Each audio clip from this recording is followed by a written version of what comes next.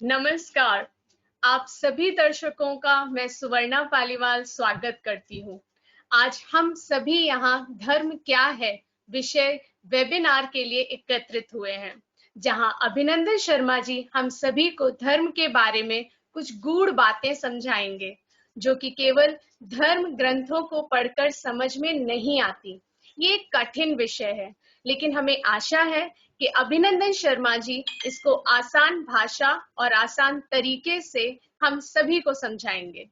अभिनंदन जी का शास्त्रों पर गहरी पकड़ है और विभिन्न धर्म ग्रंथों के अध्ययन से ये शास्त्रों के उत्तम विचारक भी हैं। इन्होंने शास्त्रों के विभिन्न गूढ़ विषयों को अपने उपन्यास अघोरी बाबा की गीता में बड़े ही आसान कहानी में पिरोया है, जिसमें धर्म, वर्ण व्यवस्था, अहिंसा, ज्योतिष, धनुर्वेद आदि विषयों को बड़े ही आसान भाषा में कहानी के माध्यम से समझाया गया है। इस उपन्यास का पहला भाग 2017 में आया और दूसरा भाग 2019 में प्रकाशित हुआ और दोनों ही भागों को अमेज़न पर बड़ी ही प्रशंसा प्राप्त हुई और पाठकों ने इसकी मुक्त कंठ से प्रशंसा की। अमेज़न पर एकमात्र किताब है जिसे कोई सिंगल स्टार नहीं मिला और रेटिंग आज भी 4.8 है। उस उपन्यास के प्रथम भाग के बाद ही अभिनंदन जी ने वयस्क लोगों के लिए निःशुल्क ही शास्त्र ज्ञान का सत्र लेना प्रारंभ किया, जिसमें ज्योतिष, तर्कशास्त्र, नाट्यशास्त्र, काव्यशास्त्र आदि के साथ कोई एक अनसुनी सी कहानी शास्त्रों में से और उसका गूढ़ अर्थ और कुछ सुभाषित आदि ये पढ़ाते हैं। फिर किसी ने कहा, बच्चों को पढ़ाइए, बड़ों की तो उम्र निकल गई, अगली पीढ़ी को शिक्षा दीजिए। तो सोसाइटी में निःशुल्क बाल संस्कार शाला शुरू की। साथ में उपन्यास चलता रहा और शास्त्र ज्ञान का सत्र भी। इस बाल संस्कार शाला में बच्चों को आत्मरक्षा के लिए बनैठी कोई एक श्लोक, सुभाषित याद कराया जाता है, कोई एक कहानी सुनाई जाती है और उस कहानी में ही बच्चों को कोई शिक्षा या विज्ञान पढ़ा दिया जाता है। जैसे राहु केतु की कहानी से बच्चे मजे से ज्योतिष में सूर्य ग्रहण, चंद्र ग्रहण सीख जाते हैं। फिर यही बाल संस्कार शाला का सत्र इन्होंने स्कूलों के बच्चों के लिए भी किया और कॉलेजेस में भी व्याख्यान दिए युवा पीढ़ी के लिए। उसके बाद शास्त्र ज्ञान नाम से ही व्हाट्सएप ग्रुप बनाया। इसमें मूल ग्रंथों को पढ़ने का सिलसिला चलाया। 200 से 250 लोग जुड़े और आज भी उसमें केवल मूल ग्रंथ ही पढ़े जाते हैं। कुछ 8-10 लोग कभी भर्तृहरि का श्रृंगार शतक लिखते हैं, तो कभी किरातार्जुनीय, तो कभी वाल्मीकि रामायण। और इस प्रकार उस ग्रुप के अनेकों सदस्य मूल ग्रंथों से शास्त्रों के बारे में स्वयं ही अपना मत बनाते हैं, ना कि किसी बाबा के कहे अनुसार। इसके कुछ समय बाद शास्त्रों के बारे में सोशल मीडिया पर फैली विभिन्न वायरल पोस्ट, जिनमें धर्म के बारे में, शास्त्रों के बारे में गलत जानकारियां फैलाई जाती हैं, उन भ्रामक पोस्ट का और शास्त्रों का सही अर्थ सामने लाने के लिए खंडन और मंडन सीरीज शुरू की। इस सीरीज में शास्त्रों के ही प्रमाण देकर उस सोशल मीडिया का पोस्ट का खंडन अथवा मंडन किया जाता है और शास्त्रों का सही अर्थ रखा जाता है। अभी तक 4 मंडन और 17 खंडन इनके द्वारा लिखे जा चुके हैं। इसी प्रकार शास्त्रों के बारे में जागरूकता लाने के लिए शास्त्र ज्ञान के नाम से यूट्यूब चैनल बनाया और शास्त्र ज्ञान के सभी सत्र ऑनलाइन करने का प्रयास शुरू कर दिया। अभी तक 24 सत्र ऑनलाइन किए जा चुके हैं, जो सभी के लिए यूट्यूब पर उपलब्ध है। अब क्योंकि लॉकडाउन चल रहा है, अतः शास्त्र ज्ञान के सत्र ऑनलाइन फ्री में आयोजित किए जा रहे हैं, जिसमें अभी काव्य शास्त्र और ज्योतिष पढ़ाया जा रहा है और बाल संस्कार शाला भी किसी प्रकार ऑनलाइन चलाने का प्रयास है। पर इतना ही काफी नहीं था। समाज में ज्योतिष के भ्रमों और ठगों को देखते हुए लोगों के भले के लिए उनकी कुंडली भी देखना शुरू कर दी, और वो भी फ्री में। फेसबुक पर लाइन लग गई तो लोगों ने कहा कि फ्री में मत देखिए, पर इनकी कुल और वंश परंपरा के अनुसार ज्योतिष ज्ञान के बदले में धन नहीं लिया जाता, सो नाम के लिए कम से कम 1 रुपए की फीस रख दी। अब 70 कुंडली लाइन में है और सुबह से रात इनकी कुंडली देखते ही निकल जाती है। पर फिर भी ना तो खंडन मंडन सीरीज में ब्रेक आया, न ही शास्त्र ज्ञान के ऑनलाइन सत्र में। अघोरी बाबा की गीता भाग 3 भी लगभग पूर्ण हो चुकी है। मजेदार बात यह है कि ये सभी कार्य ये एक जापानी कंपनी में पूर्णकालीन पद पर नियुक्त रहते हुए करते हैं। दिन में 24 ही घंटे होते हैं जहां तक हमें पता है, पर इनके लिए ईश्वर ने शायद कोई अलग ही घड़ी बनाई हुई है, जिससे ये उस 24 घंटे में ही 28 घंटों का या उससे भी अधिक कार्य कर लेते हैं। अभिनंदन जी के इस प्रकार के प्रयासों की समग्र जानकारी इनकी नई वेबसाइट शास्त्रज्ञान.in पर उपलब्ध है। आज अभिनंदन जी, जिन्हें कुछ लोग प्यार से अघोरी बाबा या इंजीनियर बाबा भी बोलते हैं, यहाँ हमारे सामने एक बड़े ही विचित्र विषय धर्म क्या है को रखेंगे। अभिनंदन जी, आपका अभिवादन।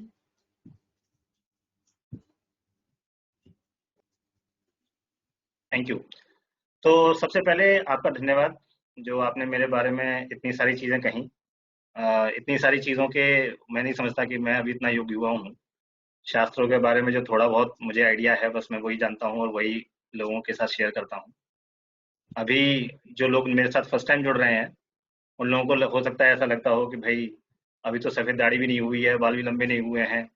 बट जो लोग मुझे रेगुलर ज्वाइन करते हैं संडे को, वो जानते हैं कि मैं अभी इस एज का नहीं हूँ, लेकिन बहुत टफ सब्जेक्ट हमने आज लिया है अपने फर्स्ट वेबिनार में। तो सभी लोगों का जिन्होंने ज्वाइन किया है उनको नमस्कार, उनका स्वागत करते हैं। हम लोग आज का सेशन स्टार्ट करते हैं। आज हम बात करने वाले हैं धर्म क्या है।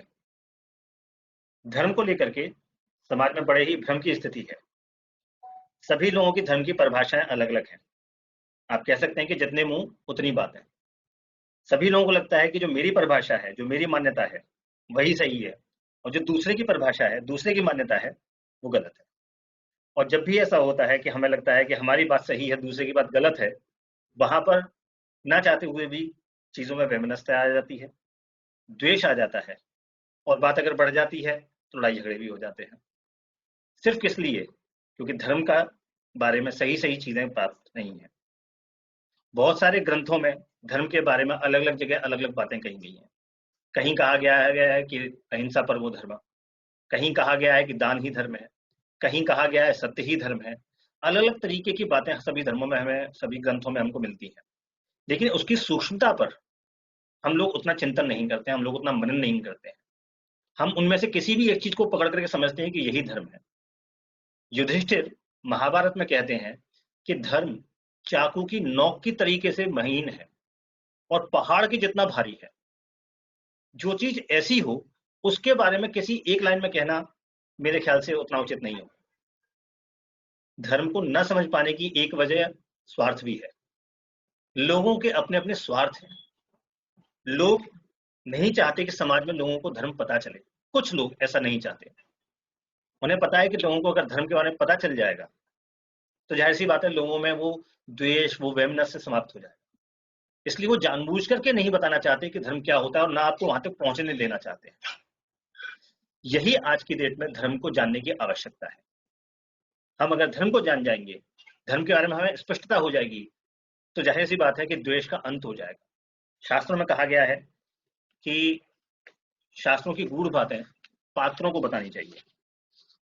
इसलिए हम थोड़ी देर पात्र के बारे में बात करेंगे कि पात्र क्या होते हैं। पात्र यानी बर्तन। बर्तन किस किस तरीके के होते हैं उसके द्वारा मैं आपको पात्र के बारे में बताऊंगा कि पात्र कैसा होना चाहिए। अगले 1 घंटे में हमें किस चीज का ध्यान रखना है। सबसे पहली चीज जो हमें ध्यान रखनी है कि पात्र जो होता है, जो बर्तन होता है, वो खाली होना चाहिए। बर्तन में अगर पहले से कुछ भरा हुआ होगा तो जाहिर सी बात है उसमें कुछ और ऊपर से नहीं आ पाए। अगर कोई गिलास पहले से भरा हुआ है तो आप उसमें और पानी नहीं डाल पाएंगे। इसलिए अगर आपको ऐसा कुछ लगता है कि मुझे तो ये चीज पहले से आती है, मुझे तो पहले से पता है, तो थोड़ी देर के लिए उस गिलास को खाली कर दीजिए। ये समझ लीजिए कि जो मुझे पता है हो सकता है कि वो ठीक ना हो, तभी आप में कोई नई चीज आ पाएगी। दूसरी खास बात जो पात्र की होती है, बर्तन की होती है, वो होती है उसकी गहराई। कोई भी बर्तन सपाट नहीं होता। अगर मैं लकड़ी का एक तख्ता ले लूं और उस पर पानी डालूं तो पानी उस तख्ते पर रुकेगा नहीं, वो फैल जाएगा। इसलिए बर्तन को गहरा बनाया जाता है, और जो बर्तन जितना ज्यादा गहरा होगा उसमें उतनी ही ज्यादा चीज आ पाएगी। इसी प्रकार आपको अपने अंदर की गहराई भी बढ़ानी पड़ेगी। जितनी ज्यादा गहराई आप में आ जाएगी अगले 1-1.5 घंटे में, उतना ही ज्यादा मटेरियल, उतना ही ज्यादा ज्ञान आपके अंदर इकट्ठा हो पाएगा। तीसरी चीज है कि बर्तन खुला हुआ होना चाहिए और सीधा होना चाहिए। उल्टा बर्तन होगा तो उसमें कोई भी कुछ नहीं डाल सकता है। इसको आप ऐसे समझ सकते हैं कि आपकी जो बुद्धि होती है वो बुद्धि खुली हुई होनी चाहिए, आपका दिमाग खुला हुआ होना चाहिए।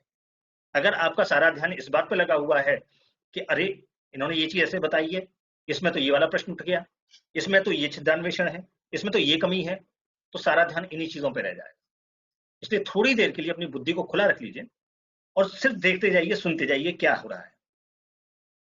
बर्तन की एक खास बात और होती है, और वो ये होती है कि वो साफ होना चाहिए। अगर बर्तन गंदा है, उस बर्तन में सौम्यता, नम्रता, पूर्वाग्रह जैसे अवगुण अगर ये सब नहीं होंगे, तो उस बर्तन में आप जो कुछ भी डालेंगे वो उस बर्तन में साफ दिखेगा।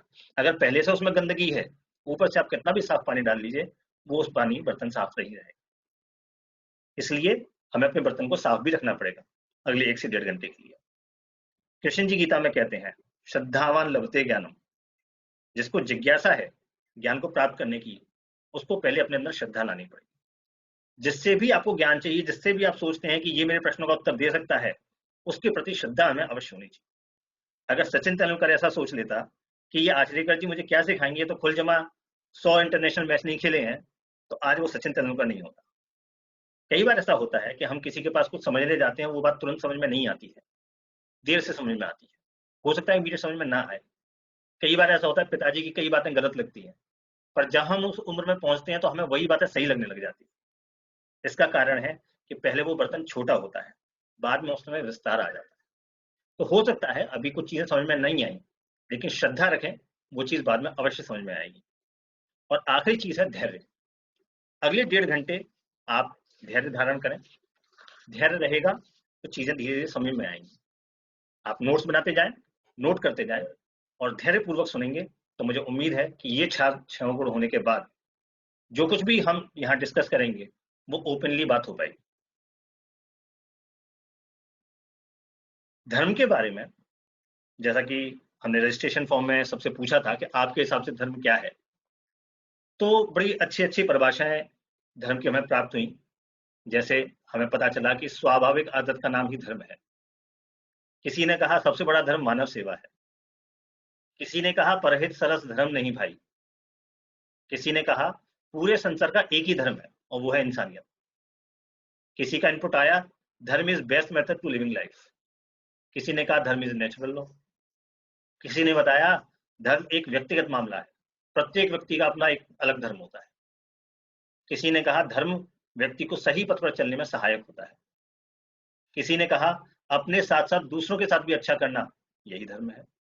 इस तरीके से अलग अलग धर्म की परिभाषा हमें मिली। इसके अलावा भी अलग अलग परिभाषा हमें अलग अलग जगहों पर मिलती है। जैसे कुछ लोग कहते हैं अहिंसा परमो धर्म, कुछ कहते हैं दान ही धर्म है, कुछ कहते हैं त्याग ही धर्म है, कुछ कहते हैं सत्य ही धर्म है।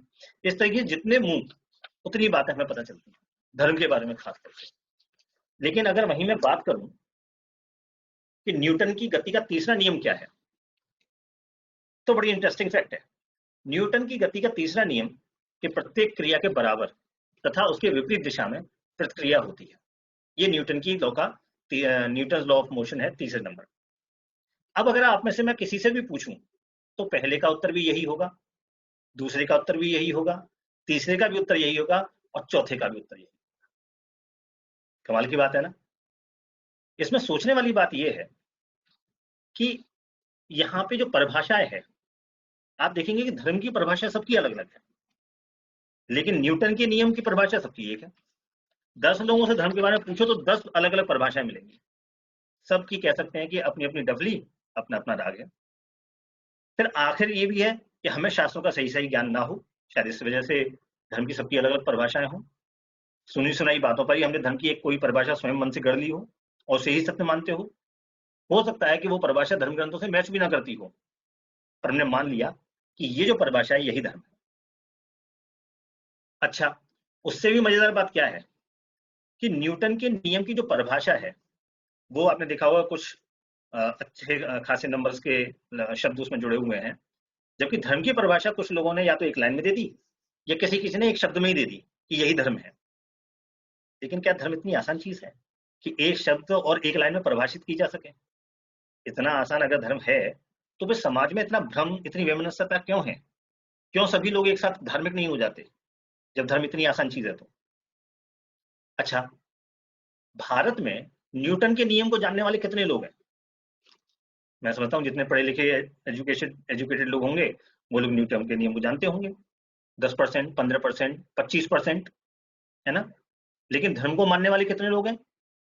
धर्म को मानने वाले मैं समझता हूँ 90% से ज्यादा लोग हैं। सभी धार्मिक है हिंदुस्तान में, सब अपने अपने धर्म को मानते हैं और ये भी मानते हैं कि उन्हें धर्म के बारे में सही सही पता है। पर अगर यदि धर्म इतना ही व्यापक है कि 90% लोग, 95% लोग उस चीज को मानते हैं, तो फिर धर्म की एक सार्वभौमिक परिभाषा क्यों नहीं है? क्यों नहीं हम सभी धर्म की एक परिभाषा पर एक मत है कि ये चीज धर्म है? 10 लोगों की 10 अलग अलग परिभाषाएं क्यों है? सोचने वाली बात है। और अगर नहीं पता है तो जो हमने अभी परिभाषा बना रखी है वो हमने कैसे बना ली? क्या हमने अपने मन से बना ली कुछ भी? फिर हम असली धर्म तक कैसे पहुंचेंगे? क्योंकि हमने जो परिभाषा बनाई है वो तो हमारे मनमानी परिभाषा हो सकती है। पता नहीं कि वो शास्त्रों के अनुसार है भी कि नहीं है।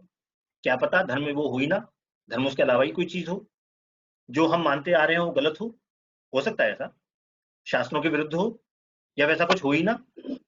आज इन्हीं सब चीजों पर हम लोग विस्तार से चर्चा करेंगे। यहां पर सबसे पहला प्रश्न आता है कि धर्म किसका होता है? धर्म को जानने के लिए यह जानना पड़ेगा कि धर्म किसका होता है। धर्म मेरा है। अगर धर्म मेरा है तो यहां प्रश्न आएगी कि फिर मैं कौन हूं? अगर मैं कहूं कार मेरी है तो इसका मतलब है कार एक अलग चीज है, मैं एक अलग चीज हूं, दोनों अलग अलग चीजें हैं। ठीक है, तो फिर मैं कौन हूं? कार अलग चीज हो गई, मैं अलग हो गया। ऐसे ही अगर धर्म मेरा है तो धर्म एक अलग चीज हो गई, मैं एक अलग चीज हो गया। तो फिर मैं कौन हूं ये मुझे पता होना चाहिए। क्या मैं अभिनंदन शर्मा हूं? नहीं, अभिनंदन शर्मा तो मेरा नाम है और जो चीज मेरी है वो मैं नहीं हूं, मैं उससे अलग हूं। तो अभिनंदन शर्मा मेरा नाम है, मैं अभिनंदन शर्मा नहीं हूं। तो फिर मैं क्या हूं? क्या मैं ये शरीर हूं? ना, ये शरीर भी मेरा है, मैं शरीर नहीं हूं।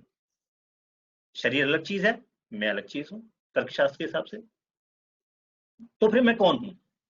इसका उत्तर शंकराचार्य जी निर्वाण शतक में दे गए। वो कहते हैं, न मे मृत्यु शंका न मे जाति भेद, पिता नैव मे नैव माता न जन्म, न बंधु न मित्रम गुरु नैव शिष्यम, चिदानंद रूप शिवोहम शिवोहम। शंकराचार्य जी क्या कहते हैं कि मैं शुद्ध आत्मा हूं, जो न पैदा होती है न मरती है, जो न खाती है न पीती है न सोती है, न जिसका कोई मित्र है न जिसका कोई पिता है न जिसकी कोई माता है, कोई नहीं है। ऐसे क्या चीज है? ऐसी सिर्फ एक ही चीज है, वो है आत्मा। मैं वो आत्मा हूं। अतः मैं ना तो पैदा होता हूं न मैं मरता हूं। मेरी वो आत्मा ना तो खाती है न पीती है न सोती है न जागती है, जिसका ना कोई मित्र है ना कोई पिता है। ये चेतना की चरम अवस्था है, इसी को कहते हैं आत्मस्थ हो जाना। पर अभी हमारा विषय आत्मा नहीं है, हमारा विषय क्या है? धर्म। तो हम वापस धर्म पे आते हैं। क्योंकि आत्मा का कुछ भी नहीं होता, न जाति होती है, न जन्म होता है, न मृत्यु होती है, न कोई गुण होता है, न कोई अवगुण होता है, तो हम कह सकते हैं कि आत्मा का कोई धर्म भी नहीं होता। ये बात स्पष्ट हो गई कि आत्मा का कोई धर्म नहीं होता। तो फिर अगला प्रश्न वहीं का वहीं आ जाता है कि फिर धर्म किसका होता है? धर्म होता है शरीर का। क्यों? क्योंकि आत्मा ने इस शरीर को धारण कर रखा है। इस शरीर का एक नाम है, इस शरीर के ही रिश्ते हैं। ये शरीर ही किसी का भाई है, किसी का पिता है, किसी का पुत्र है। ये शरीर ही धर्म को धारण करने वाला है, आत्मा नहीं करती किसी को धारण। शरीर की रक्षा करनी चाहिए, इसे निरोग रखना चाहिए, इसको अनेकों विनोविकारों से दूर रखना चाहिए। क्योंकि जब तक ये शरीर स्वस्थ है तब तक ही आप इस शरीर के द्वारा धर्म के कार्य कर सकते हैं। इसके लिए कहा गया है, न धर्मस्य कर्ता न चार्थस्य हर्ता न कामस्य भोक्ता न मोक्षस्य पाता। अगर शरीर नहीं होगा तो ना आप धर्म कर सकते हैं, ना आप अर्थ के लिए काम कर सकते हैं, ना भोग सकते हैं और ना मोक्ष को प्राप्त कर सकते हैं। महाकवि कालिदास कुमार संभव में लिखते हैं कि जब पार्वती जी शिव जी को प्रसन्न करने के लिए तप करने जाती हैं जंगल में, तो वहां पर शिव जी एक साधु का वेश रख करके उनकी परीक्षा लेने आते हैं। तो शिव जी उनसे कहते हैं, शरीर माध्यम खलु धर्म साधनम, हमारा शरीर धर्म का साधन है। ध्यान दीजिए, साधन है, साध्य नहीं है। साध्य तो कुछ और ही है, उसकी फिर कभी चर्चा करेंगे। अभी हम साधन की बात कर रहे हैं। तो धर्म होता है शरीर का। हम जब छोटे थे 8वीं 10वीं क्लास में, तो हमने केमिस्ट्री में पढ़ा था कि सभी पदार्थ के कुछ ना कुछ गुण और धर्म होते हैं। उनको हम अंग्रेजी में बोलते थे every matter has some properties, है ना, और हिंदी में कहते थे गुण और धर्म। ऐसे ही ये शरीर भी पंच तत्वों से मिलकर के बना हुआ है, इसलिए इसके भी कुछ गुण और धर्म है, इसकी भी कुछ प्रॉपर्टीज हैं। जैसे आग का धर्म है ताप, जहां आग होगी वहां ताप जरूर होगा, और जहां ताप होगा वहां आग जरूर होगी। ये आग का गुण है कि वो जलाती है, ये आग का गुण है कि वो गर्म करती है, ये आग का गुण है कि ऊपर की तरफ होती है, ये आग का गुण है कि वो हवा से फैलती है। लेकिन आग का धर्म है कि उसके साथ ताप होता है। ताप और आग एक साथ रहेंगे। तो यहां बात आ जाती है कि यहां एक चीज धर्म है और दूसरी चीज है धर्मी। धर्म शब्द बनता है धी धातु से। धी धातु से धी धारणे इति धातु व्युत्पन्न। जो धर्म को धारण करता है उसे धर्मी कहते हैं, और जो धारण किया जाता है वो धर्म कहलाता है। अग्नि ने ताप को धारण किया हुआ है, इसलिए अग्नि क्या है? अग्नि धर्मी है, और ताप उसका धर्म है। इसी तरीके से आत्मा तो कुछ भी धारण नहीं करती, शरीर ही धारण करता है। ये शरीर धर्मी है, और जिसको वो धारण करता है वो है धर्म। इस शरीर के भी कुछ गुण और धर्म है, इस शरीर की भी कुछ प्रॉपर्टीज हैं। ठीक है, हमारे यहाँ शास्त्रों में कहा गया है धर्मो रक्षति रक्षितः।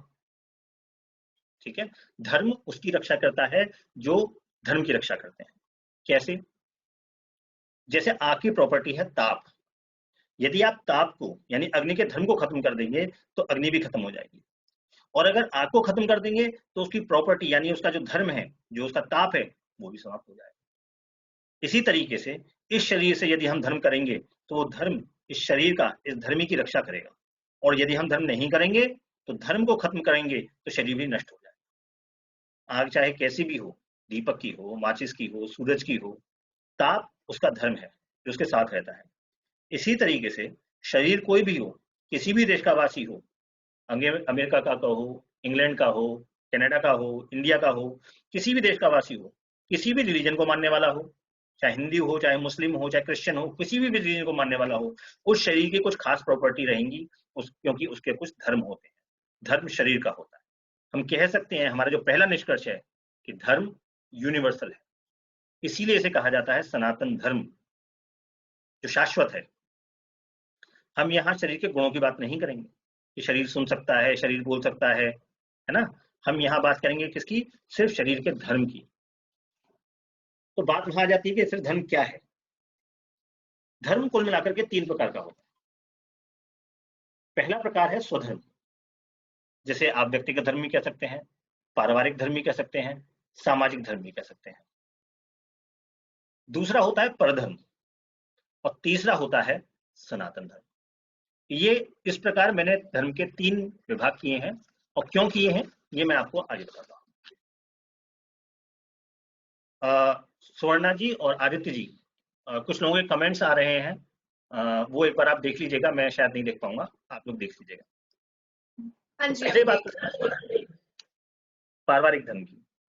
जो ये शरीर है, इस शरीर का किसी ना किसी से कुछ संबंध है, किसी ना किसी से कुछ रिलेशन है, और समाज में इसका कोई ना कोई स्थान है। उस शरीर के संबंध और समाज में उस स्थान के अनुरूप जो कर्तव्य होते हैं उनको स्वधर्म कहते हैं। जैसे कुछ उदाहरणों से इसको समझते हैं।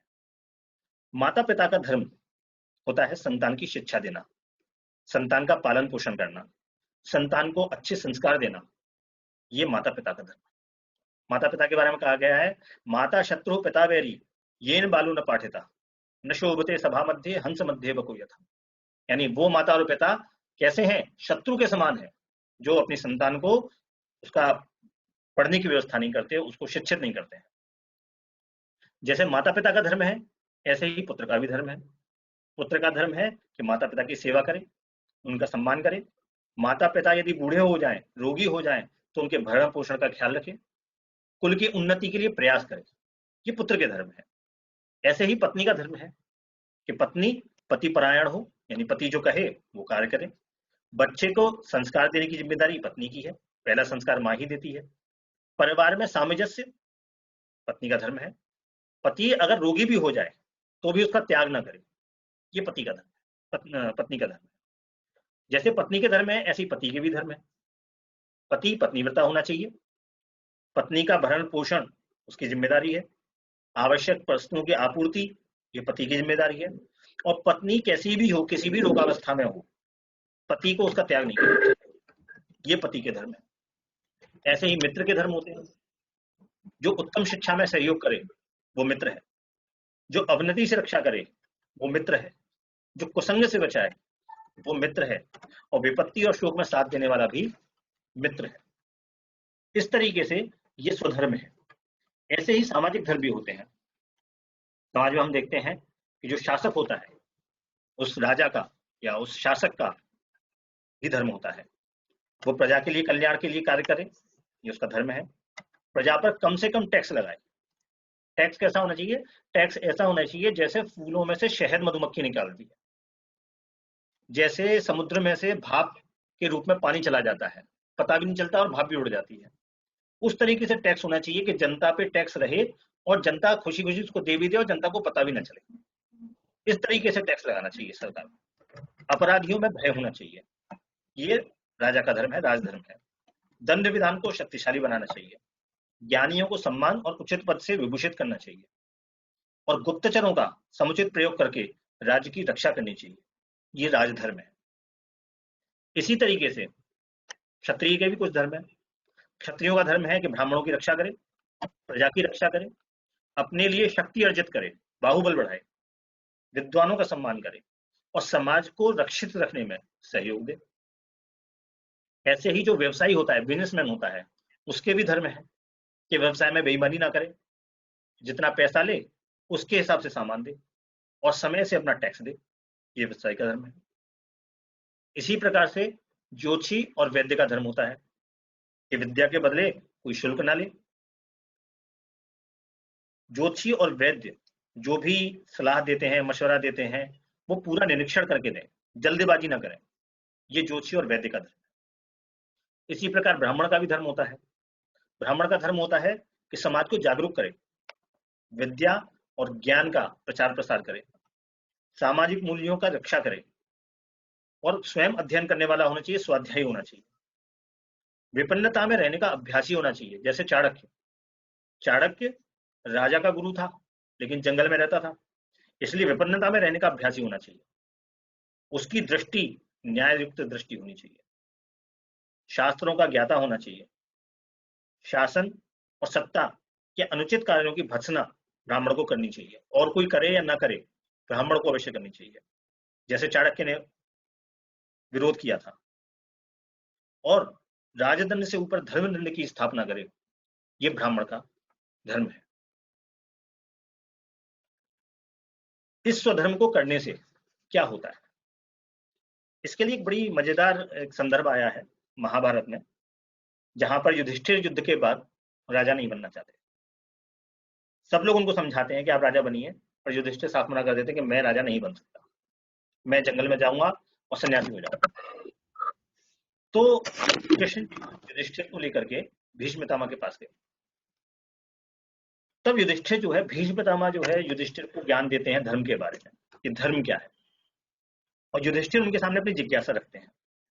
युधिष्ठिर कहते हैं कि कई लोग सुखी होते हैं, उनके लिए धर्म अलग हो सकता है, और जो व्यक्ति विपत्ति में है, हो सकता है कि उसका धर्म अलग हो। ऐसे धर्म का कैसे सही सही अर्थ निकाला जाए, ये बड़ा मुश्किल काम है। तो इसके लिए भीष्म पितामह जाजली मुनि का उदाहरण उनको देते हैं। भीष्म पितामह बताते हैं, ये कथा महाभारत में शांति पर्व में है, अध्याय 261 श्लोक 1 से 37 जो आपने लिखा है, देखा हुआ है। तो पुराने जमाने में जाजली नाम के एक ब्राह्मण थे। वो ब्राह्मण ने समुद्र के तट पर खड़े होकर बड़ी भारी तपस्या की। वो वर्षा में अपने आप को भिगोते थे, सर्दी होती थी तो सरोवर में जाकर के बैठ जाते थे, गर्मी की लू में स्वयं को तपाते थे और धर्म का पालन करते थे। पर इतना करने के बाद भी, वर्षों की मेहनत करने के बाद भी उनको धर्म का सही सही ज्ञान नहीं हुआ। अनेकों प्रकार के कष्ट सहने से, जंगल में रहने से उनके शरीर पर कीचड़ जम गई, तन बिल्कुल सूख गया, लेकिन मन मन निर्मल हो गया, अंतःकरण शुद्ध हो गया। तो एक बार क्या हुआ कि वो मुनि बिल्कुल एक पैर पे खड़े होकर के ठूंठ की भांति तपस्या कर रहे थे और केवल वायु पी करके जीवित थे। उस समय एक गौरैया पक्षी ने उनको ठूंठ और न हिलने वाला समझकर उनकी जटाओं में घोंसला बना दिया। उनकी जटाएं बहुत बड़ी बड़ी हो गई थी, उसमें घोंसला बना दिया। महीनों उनकी जटाओं में रहने के बाद और विश्वास होने के बाद उस गौरैया दंपति ने उनके सिर में अंडे भी दे दिए। जाजली मुनि को पता हो गया, लेकिन फिर भी वो अपनी अवस्था से हिले नहीं और कुछ महीनों बाद उन अंडों में से बच्चे निकलाए। वो गौरैया दिन में दाना लेने जाते और शाम को घोंसले में वापस आ जाते और इस प्रकार कुछ समय बाद उन बच्चों के भी पंख निकलाए। जाजली मुनि को बड़ी प्रसन्नता हुई। सुबह या शाम को वापस आने का क्रम चलता रहा। जाजली मुनि संयम पूर्वक अपने व्रत के पालन में वहीं खड़े रहे। कुछ महीनों बाद वो सारा परिवार उड़ गया और लौट के नहीं आया। जब 6 दिन तक लौटकर नहीं आया तो जाजली मुनि वहां से चल दिए। इस तरीके से उन पक्षियों के पालन से और अपने व्रत में स्थिर रहने से जाजली मुनि को बड़ा अभिमान हो गया। उन्हें लगा कि वो सिद्ध हो गए। इसके बाद वो एक सरोवर में स्नान के लिए गए और जब लौट करके आए तो उनके कपड़ों पर एक उड़ते हुए पक्षी ने बीट कर दिया। ये देखकर जाजली मुनि बड़े खिन्न हुए और उन्होंने उस पक्षी को क्रोध से देखा तो वो जो उड़ता हुआ पक्षी था वो भस्म होकर के नीचे गिर पड़ा। ये देखकर जाजली मुनि को लगा कि वो तो सिद्ध हो गए। उन्हें अपने ऊपर घमंड हो गया और गर्भोक्ति से वो किसी गांव में भिक्षा मांगने के लिए गए। एक स्त्री के घर गए और उन्होंने उससे कहा, भिक्षाम देही। स्त्री ने उसको बताया कि आप थोड़ी प्रतीक्षा कीजिए, मुझे थोड़ा समय लगेगा। जाजली मुनि वेट करने लगे। 10 मिनट 15 मिनट हो गए। उन्होंने फिर कहा, भिक्षाम देही। तो अंदर से फिर आवाज आई, थोड़ी देर प्रतीक्षा कीजिए, अभी मुझे समय लगेगा। जाजली मुनि को बड़ा गुस्सा आया, गुस्से में कांपने लगे वो। थोड़ी देर में वो स्त्री बाहर आई तो उन्होंने बड़े गुस्से में स्त्री से कहा कि तुझे भय नहीं लगा? एक साधु तेरे घर पर आया हुआ है, मैं तुझे श्राप दे सकता था। तो उस स्त्री ने कहा कि आपने मुझे क्या वो पक्षी समझ रखा है जिसको आप घूर से देखेंगे, घूर के देखेंगे और वो भस्म हो जाएगा? ये रही आपकी भिक्षा, मैं अभी बिजी हूं, बाद में आपसे बात करूंगी। तो जाजली मुनि को लगा कि ये तो कोई बहुत पहुंची हुई सिद्ध लेडी है, इसको ये सब कैसे पता है जो जंगल में मेरे साथ हुआ वो इसको यहाँ बैठे बैठे कैसे पता चला। तो उन्होंने उसके हाथ जोड़ लिए कि देवी, आपको ये सब बातें कैसे ज्ञात हैं? मुझे तो लगता है कि आप मुझसे भी बड़ी कोई सिद्ध देवी हैं। आप मुझे जरा ये बताइए कि आपको ये सब बात कैसे पता है? तो उसने कहा कि मैं अभी बिजी हूँ, मेरे पास अभी समय नहीं है, आप एक काम कीजिए, फलाने फलाने आदमी के पास जाइए, वो आपको इस बारे में बताए। जाजली मुनि जो है बड़े आश्चर्यचकित हुए।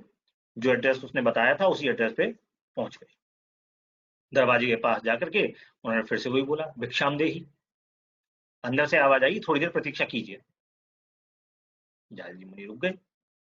10-15 मिनट हो गए। उन्हें फिर कहा, भिक्षाम देही।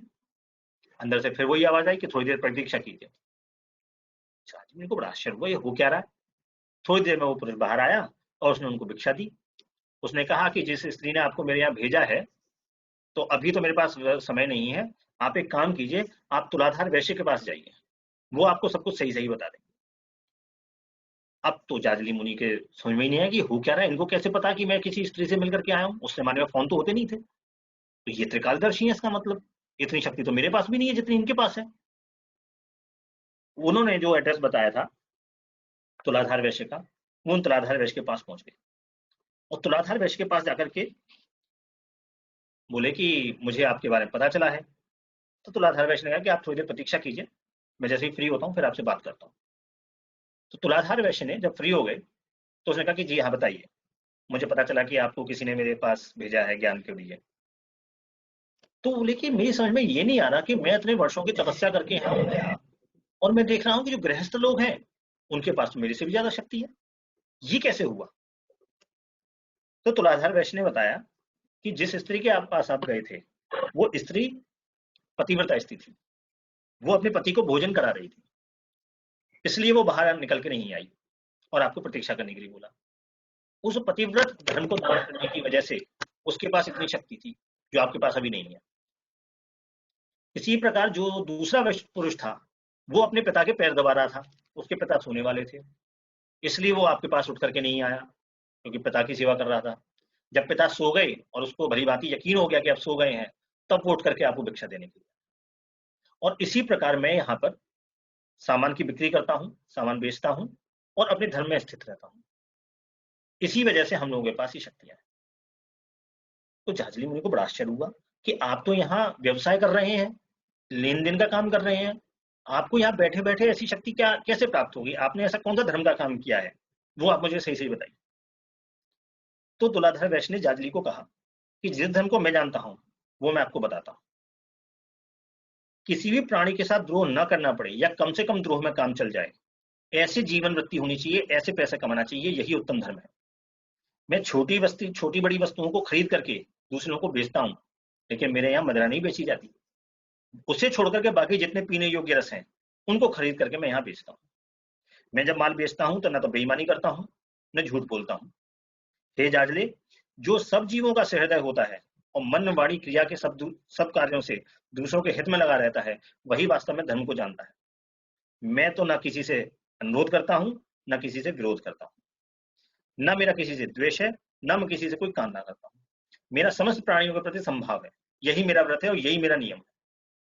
मेरी तराजू को देखो, ये सबके लिए समान व्यवहार करने वाली है, सबके लिए बराबर तोलती है। मैं भी जैसे आकाश में रहने वाली विचित्रता को चीजों को देखते हैं, ऐसे ही मैं दूसरों की चीजों को विचित्रता से देखता हूँ। न तो मैं किसी की प्रशंसा करता हूँ न मैं किसी की निंदा करता हूँ। इस प्रकार तुम मुझे सब लोगों के प्रति समता रखने वाला और मिट्टी के ढेले और पत्थर और सोने के सिक्के को समान समझने वाला समझो। जैसे अंधे लोग होते हैं, बहरे लोग होते हैं, पागल लोग होते हैं, जिनके आंख नाक कान नहीं चलते हैं, वो लोग केवल सांस भर लेते हैं, मुझको भी बिल्कुल वैसे ही समझो। क्योंकि ना तो मैं कुछ देखता हूं ना सुनता हूं। देखता सब कुछ हूं पर देखकर भी नहीं देखता, सुनता सब कुछ हूं पर सुनकर भी नहीं सुनता। ऐसे ही विषयों की ओर मैं मन नहीं ले जाता, केवल साक्षी रूप से देखता रहता हूँ। जैसे बूढ़ा आदमी या कोई बीमार आदमी या कोई दुर्बल आदमी विषय भोग की इच्छा नहीं रखता है, उसी प्रकार से मेरे मन में भी धन और विषयों को भोग की प्राप्त करने की कोई इच्छा नहीं। जब वो पुरुष दूसरे से भयभीत नहीं होता, जब दूसरे प्राणी भी उससे भयभीत नहीं होते, जब यह न तो किसी की इच्छा करता है और न किसी से द्वेष करता है, तब समझो कि उसको ब्रह्म भाव की प्राप्ति। जो लोग दुष्कर्म करते हैं, दूसरों को भय देते हैं, दूसरों को परेशानी देते हैं, दूसरों को कटुवचन बोलते हैं, वो एक ना एक दिन समय के चलते स्वयं भी महान भय के सामना करते हैं। जिससे कभी किसी को कोई परेशानी नहीं होती, वह भी संपूर्ण प्राणियों से अभय प्राप्त कर लेता है। जो पशुओं को बेचते हैं, स्वाद के लिए हिंसा करते हैं, गौहत्या करते हैं, वो स्वयं भी समय आने पर महान भय को प्राप्त होते हैं। धर्म का स्वरूप बड़ा ही सूक्ष्म होने के कारण उसमें छिपाने वाली बहुत सी बातें हैं। इस कर्म का जो भी मैं कर रहा हूं, इसका क्या परिणाम होगा, ये सोचकर ही किसी धर्म को स्वीकार करना चाहिए। लोगों ने किया है या लोग ऐसा कर रहे हैं या सब लोग इस धर्म को मानते हैं इसलिए मैं उसको मानने लग जाऊं, इस प्रकार का अंधानुकरण नहीं करना चाहिए। अब मैं अपने विषय में कुछ और बात बताता हूँ। जो मुझे मानता है और जो मेरी प्रशंसा करता है, वे दोनों ही मेरे लिए बराबर हैं। उनमें से कोई भी मेरे लिए प्रिय नहीं है, कोई मेरे लिए अप्रिय नहीं है। जो करने योग्य कर्मों को अपना कर्तव्य समझते हैं और उसका पालन न होने पर भय मानते हैं, जिसकी दृष्टि में सब कुछ ब्रह्म है, और जो किसी भी कर्तव्य को अपना नहीं मानता, जिसमें कर्तापन का अभिमान नहीं है, वही सच्चा ज्ञानी है। इसलिए प्रत्येक कर्म में फल की भावना या कामना पर संयम नियंत्रण रखना बड़ा आवश्यक है। प्राचीन काल के ब्राह्मण सत्यभाषी थे। वो इंद्रियों को कंट्रोल करके रखते थे। वे मोक्ष के प्रति लोभ तो रखते थे, लेकिन लौकिक धन के लिए लोभ नहीं रखते थे। वो उसकी तरफ से हमेशा तृप्त रहते थे। वे सब लोग प्राप्त वस्तु का त्याग करने वाले और ईर्ष्या देश से रहित थे। जो धर्म को जानता है वही क्षेत्र और क्षेत्रज्ञ यानी शरीर और आत्मा के तत्व को जानने वाला होता है। यही सोचकर मेरी बुद्धि भी सर्वत्र समान भाव से रहती है। अब आप देखिए, ये जो कथा मैंने आपको सुनाई जाजली और तुलाधार वैश्य की, इससे हमें क्या समझ में आया? आप देखिए कितनी पतिव्रता स्त्रियां हुई हैं, सती हुई है, सती अनुसुईया हमने नाम सुना है, सती शव्या हमने नाम सुना है, पितृभक्त में हमने भीष्म सुने हैं, परशुराम सुने हैं, मातृभक्त में चिरकारी का नाम आता है, गुरु भक्त में कृष्ण जी का नाम आता है। इन सभी में अपने अपने स्वधर्म के कारण बड़ी भारी शक्ति आती है, जो अन्य सन्यासियों को बड़े बड़े जंगल में रहने के बाद और तपस्या करने के बाद भी प्राप्त नहीं होती। इसलिए स्वधर्म की बड़ी महिमा है। अब इस स्वधर्म को हम और समझते हैं। कि क्यों धर्म को रहस्य को गूढ़ कहा गया है। इसको धर्म को जानना आसान नहीं है, इसके लिए बड़ा दिमाग चलाना पड़ता है।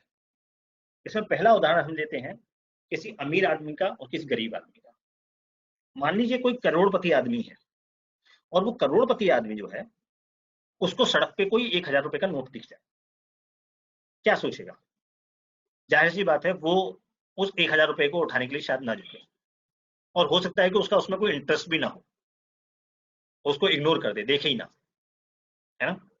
और वही 1000 का नोट किसी भिखारी को दिखे तो वो झपट के उस नोट को उठा लेगा और जेब में रख लेगा कि कोई देख ना ले और कोई उससे छीन ना ले, कोई उससे मांग ना ले पैसा। ऐसा ही तो होगा। इसी तरीके से यदि कोई मुनि है, कोई जिसने कोई व्रत ले रखा है, या जिसने कोई तपस्या कर रखी है, जिसने कोई प्रतिज्ञा ले रखी है, वो आदमी वर्षों से तपस्या कर रहा है। तपस्या मतलब ये नहीं कि आंख बंद करके ईश्वर का ध्यान लगा रहा है। मन की वृत्तियों का हरण भी तपस्या ही होता है, चाहे वो जंगल में बैठ कर करो या राजा जनक की तरह से महल में बैठ के, जैसे मैंने आपको 3 उदाहरण दिए अभी। ठीक है, तो उसने उस व्रत को करके या उस प्रण को करके, उस तपस्या को करके बड़ा भारी पुण्य कमा लिया। उसके लिए अगर कोई छोटे मोटा पुण्य कमाने की जगह आती है तो हो सकता है उसको काउंट ही ना करे, उसको देखे ही ना, उसको इग्नोर कर दे, क्योंकि उसके पास तो ऑलरेडी बहुत सारा पुण्य पड़ा हुआ है। वो अगर एक जगह चुप भी रह जाएगा तो उसको पाप नहीं लगेगा, बशर्ते वो कोई गलती ना करे, वो कोई गलती करके कोई अधार्मिक कार्य ना कर दे जिससे वो अपने वर्षों से संचित पुण्य को नष्ट कर दे। ठीक है ना, क्योंकि उसके पास स्वधर्म से बहुत शक्ति आ गई है, बहुत पुण्य उसका इकट्ठा हो गया है। और दूसरी तरफ अगर किसी के पास पुण्य है ही नहीं, उसके लिए वो मौका लॉटरी जैसा है ना। उसको अगर कोई ऐसा मौका मिल जाए जहां उसको धर्म करने के लिए या उसको उचित कर्तव्य करने के लिए जगह मिल जाए, तो उसको तुरंत वो काम कर देना चाहिए, क्योंकि उसने जीवन में कभी कोई पुण्य काम किया ही नहीं। मान लो कोई चोर है, कोई डाकू है, उसने कभी कोई अच्छा काम किया ही नहीं, और उसको किसी जगह पे दिख गया कि कोई किसी को सता रहा है, परेशान कर रहा है, तो तुरंत उसकी रक्षा करने पहुंच जाए, तो वो उसके लिए लॉटरी जैसा मौका है। ठीक है, तो इसलिए वो एक गरीब भिखारी के लिए वो 1000 का नोट बहुत वैल्यू करता है, पर एक अमीर के लिए वो 1000 का नोट कोई वैल्यू नहीं करता। इसी तरीके से पुण्य के मौके जो हैं, जो धर्म के मौके हैं, वो डिपेंड करता है कि किसके पास कितना संचित धर्म है। ठीक है, किसी दूसरे के लिए अपने स्वधर्म को त्यागना उचित नहीं है अगर आपके पास विपुल पुण्य शक्ति है। लेकिन अगर आपके पास वो शक्ति नहीं है, आपके पास पहले से धर्म इकट्ठा नहीं है, तो कोशिश कीजिए कि वो मौका हाथ से न निकले, चाहे जान चली जाए। ठीक है, इसमें एक और उदाहरण लेते हैं। जैसे मान लीजिए कि एक कोई मौन व्रतधारी है, जिन्होंने प्रतिज्ञा ले रखी है कि मैं बोलूंगा नहीं। ठीक है, अब वो सड़क पे जा रहे हैं, और सड़क पे जाते जाते उन्होंने क्या देखा कि कोई पति सड़क पे, बीच सड़क पे अपनी पत्नी को पीट रहा है। तो अब उस मौन व्रतधारी को क्या करना चाहिए, क्या सही है क्या गलत है, ये सोचने वाली बात है। इसी तरीके से धर्म को गूढ़ कहा जाता है, क्योंकि बहुत दिमाग लगाना पड़ता है।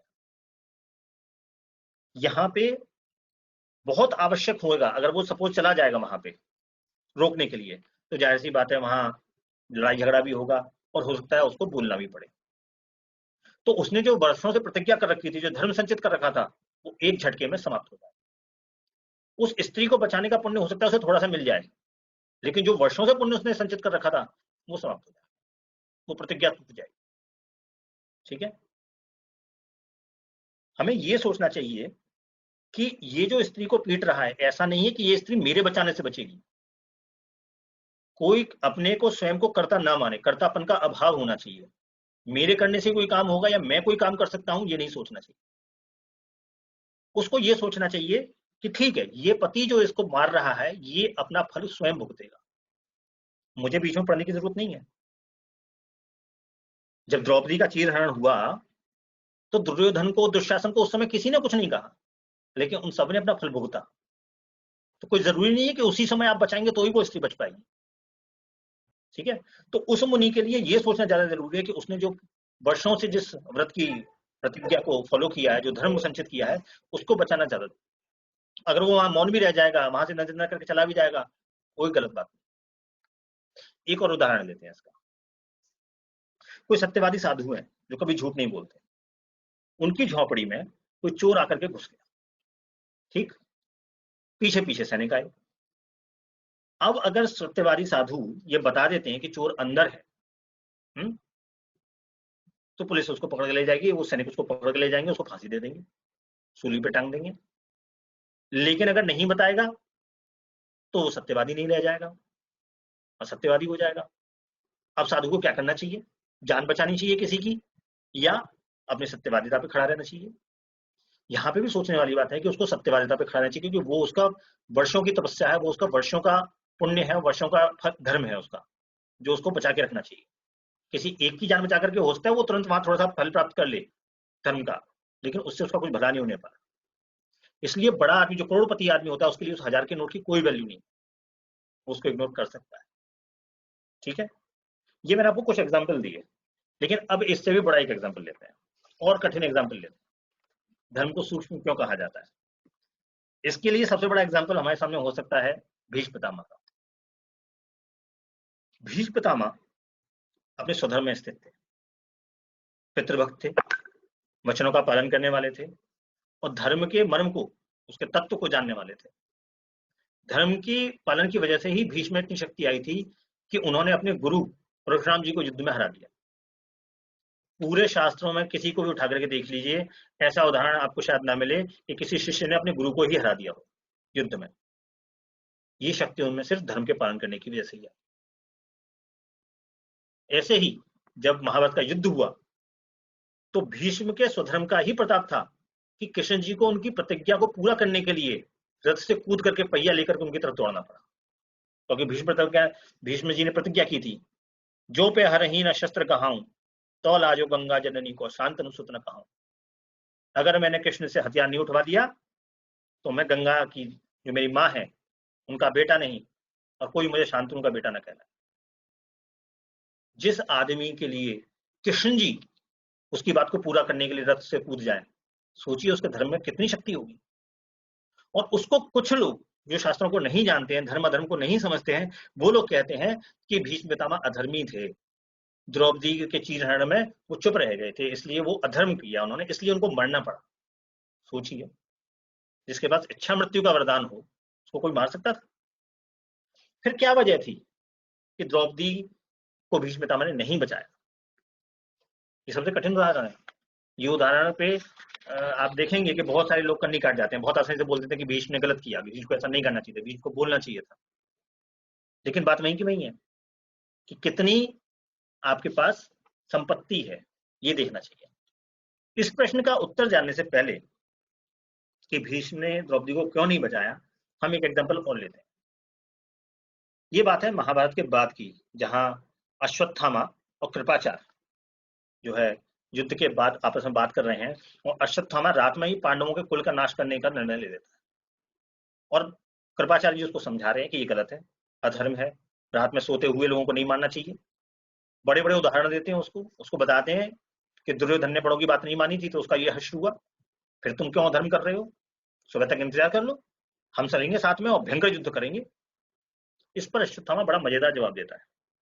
अश्वत्थामा कहता है कि मनुष्य को बचपन में कोई बात अच्छी लगती है, पर जवानी में हो सकता है वो बात अच्छी ना लगे, जवानी में कोई और ही बात अच्छी लगती हो। ऐसे ही जो बात जवानी में अच्छी लगती हो जरूरी नहीं कि वो बुढ़ापे में भी अच्छी लगे। आदमी की रुचि बदलती रहती है, कोई बात कभी सही लगती है, कोई बात कभी सही लगती है। ऐसा ही मुझे अब ऐसा लग रहा है कि जो मैं सोचता हूँ वही सही है, बाकी सब गलत है, मेरे अलावा सब गलत है, ऐसी मेरी बुद्धि हो गई है। मेरे पिताजी को जिसे धृष्टद्युम्न ने बेईमानी से मारा, उसे मारने के लिए मैं क्यों धर्म विचारूं?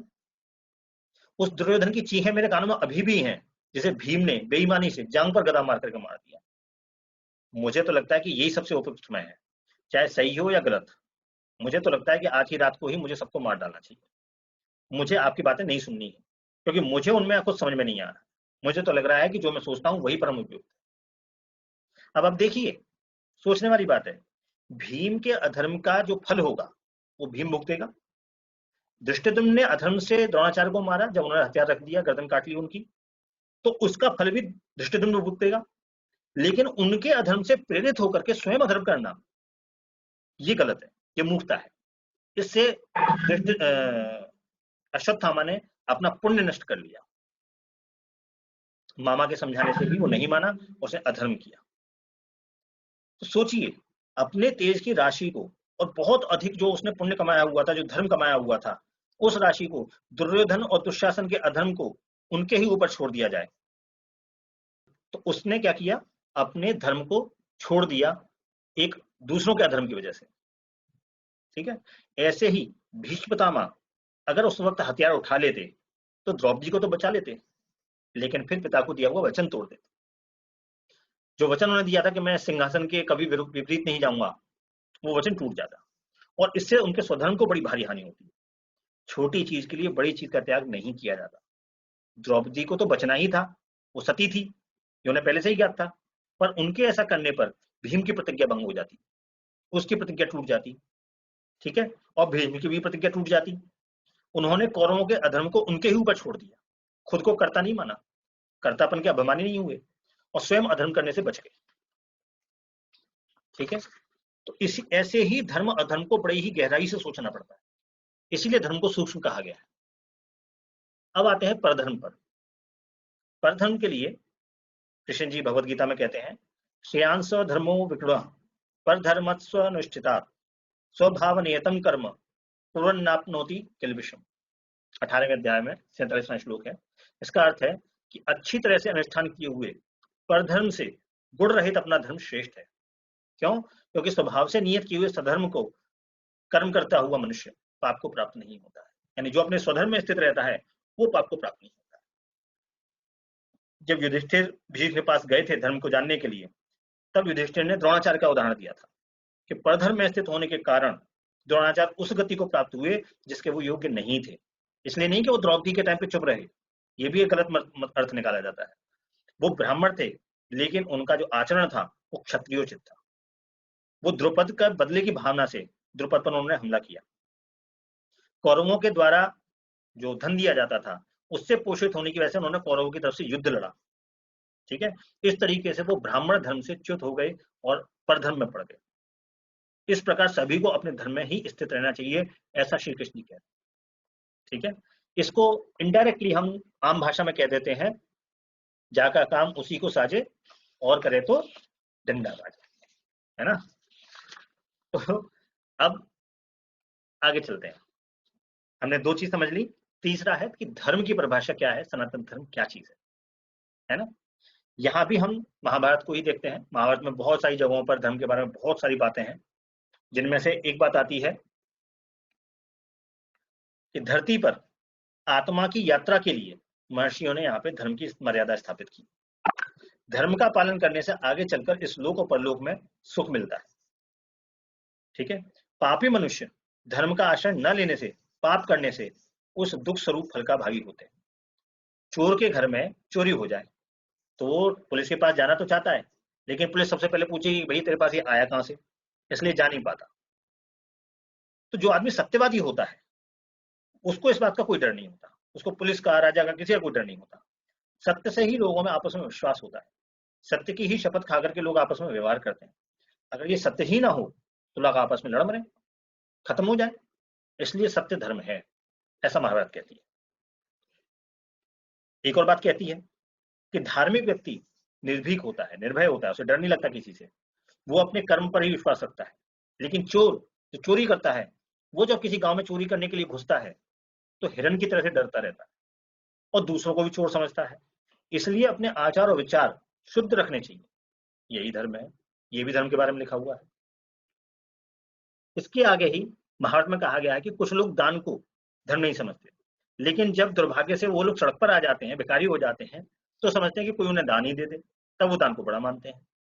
धन पर कभी अभिमान नहीं करना चाहिए और धन को दान के द्वारा मन पर नहीं चढ़ देना चाहिए। ऐसा व्यवहार भी नहीं करना चाहिए जो स्वयं के लिए पसंद ना हो। जिसकी स्त्री जो स्वयं दूसरी स्त्री में रत रहता हो, वो मनुष्य अपनी पत्नी के व्यवचार पर क्या कह सकता है। इसलिए स्वयं सुख चाहता है तो दूसरों को सुख दे, और स्वयं जीवित रहना चाहता है तो दूसरों के प्राण ना ले। इसी को पद्म पुराण में कहा गया है, आत्मनः प्रतिकूलानि परेषाम न समाचरित। ठीक है, लेकिन हमने देखा महाभारत में विभिन्न उदाहरण दे रखे हैं, अलग अलग जगह धर्म के बारे में बता रखा है, लेकिन क्या कुछ स्पष्ट हुआ? नहीं हुआ, हो भी नहीं सकता, क्योंकि सब जगह धर्म के बारे में अलग अलग बातें लिखी हुई है। कहीं कुछ धर्म बताया है, कहीं कुछ धर्म बताया है, कहीं कुछ धर्म बताया है। क्या समझे? तो ऐसे में हम तर्कशास्त्र का सहारा लेते हैं। तर्कशास्त्र हमें क्या समझाता है? तर्कशास्त्र कहता है कि जो चीज ज्ञात ना हो उसे उसके लक्षणों से ज्ञात किया जा सकता है। ठीक है, ज्ञात से अज्ञात की ओर हम जा सकते हैं अगर हमें कुछ लक्षण दिख जाए। जैसे हवा के लीजिए बात, हवा में दिखती नहीं है, लेकिन हमें उसके लक्षणों से ज्ञात है कि वो हवा है।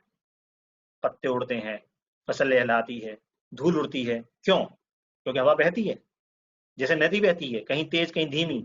ऐसी कोई चीज है जो कहीं तेज और कहीं धीमी बह रही है, वो क्या है? वो हवा है। ठीक है, तो तर्क से हम जानते हैं, उसके लक्षणों से हम जानते हैं कि हवा है। ऐसे ही न्यूट्रॉन की खोज कैसे हुई?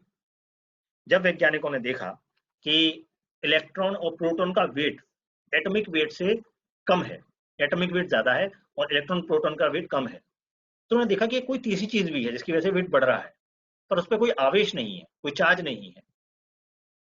तो उन्होंने उसको नाम दिया न्यूट्रॉन, जो न्यूट्रल है, जिसमें कोई चार्ज नहीं है, कोई आवेश नहीं है, तो उन्होंने उसको न्यूट्रॉन नाम दिया।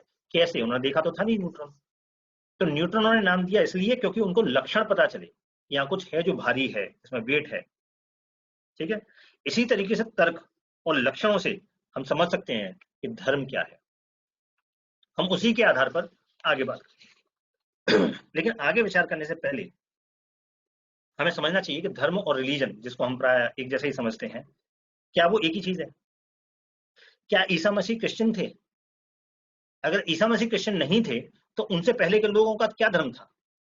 क्या मोहम्मद साहब मुस्लिम थे, या मुस्लिम धर्म उनके बाद शुरू हुआ? उनसे पहले मुस्लिम धर्म कैसा था?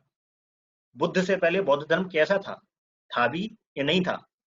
क्या बुद्ध ने कहा था कि मुझे भगवान बना दो और नया धर्म बना लो? धर्म इस प्रकार बनते और बिगड़ते रह गए। कितने धर्म बन गए? जैन धर्म, बौद्ध धर्म, क्रिश्चियन धर्म, सिख धर्म, मुस्लिम धर्म। पर क्या सही में इतने धर्म हो सकते हैं? क्या कभी भी कोई भी नया धर्म पैदा हो सकता है?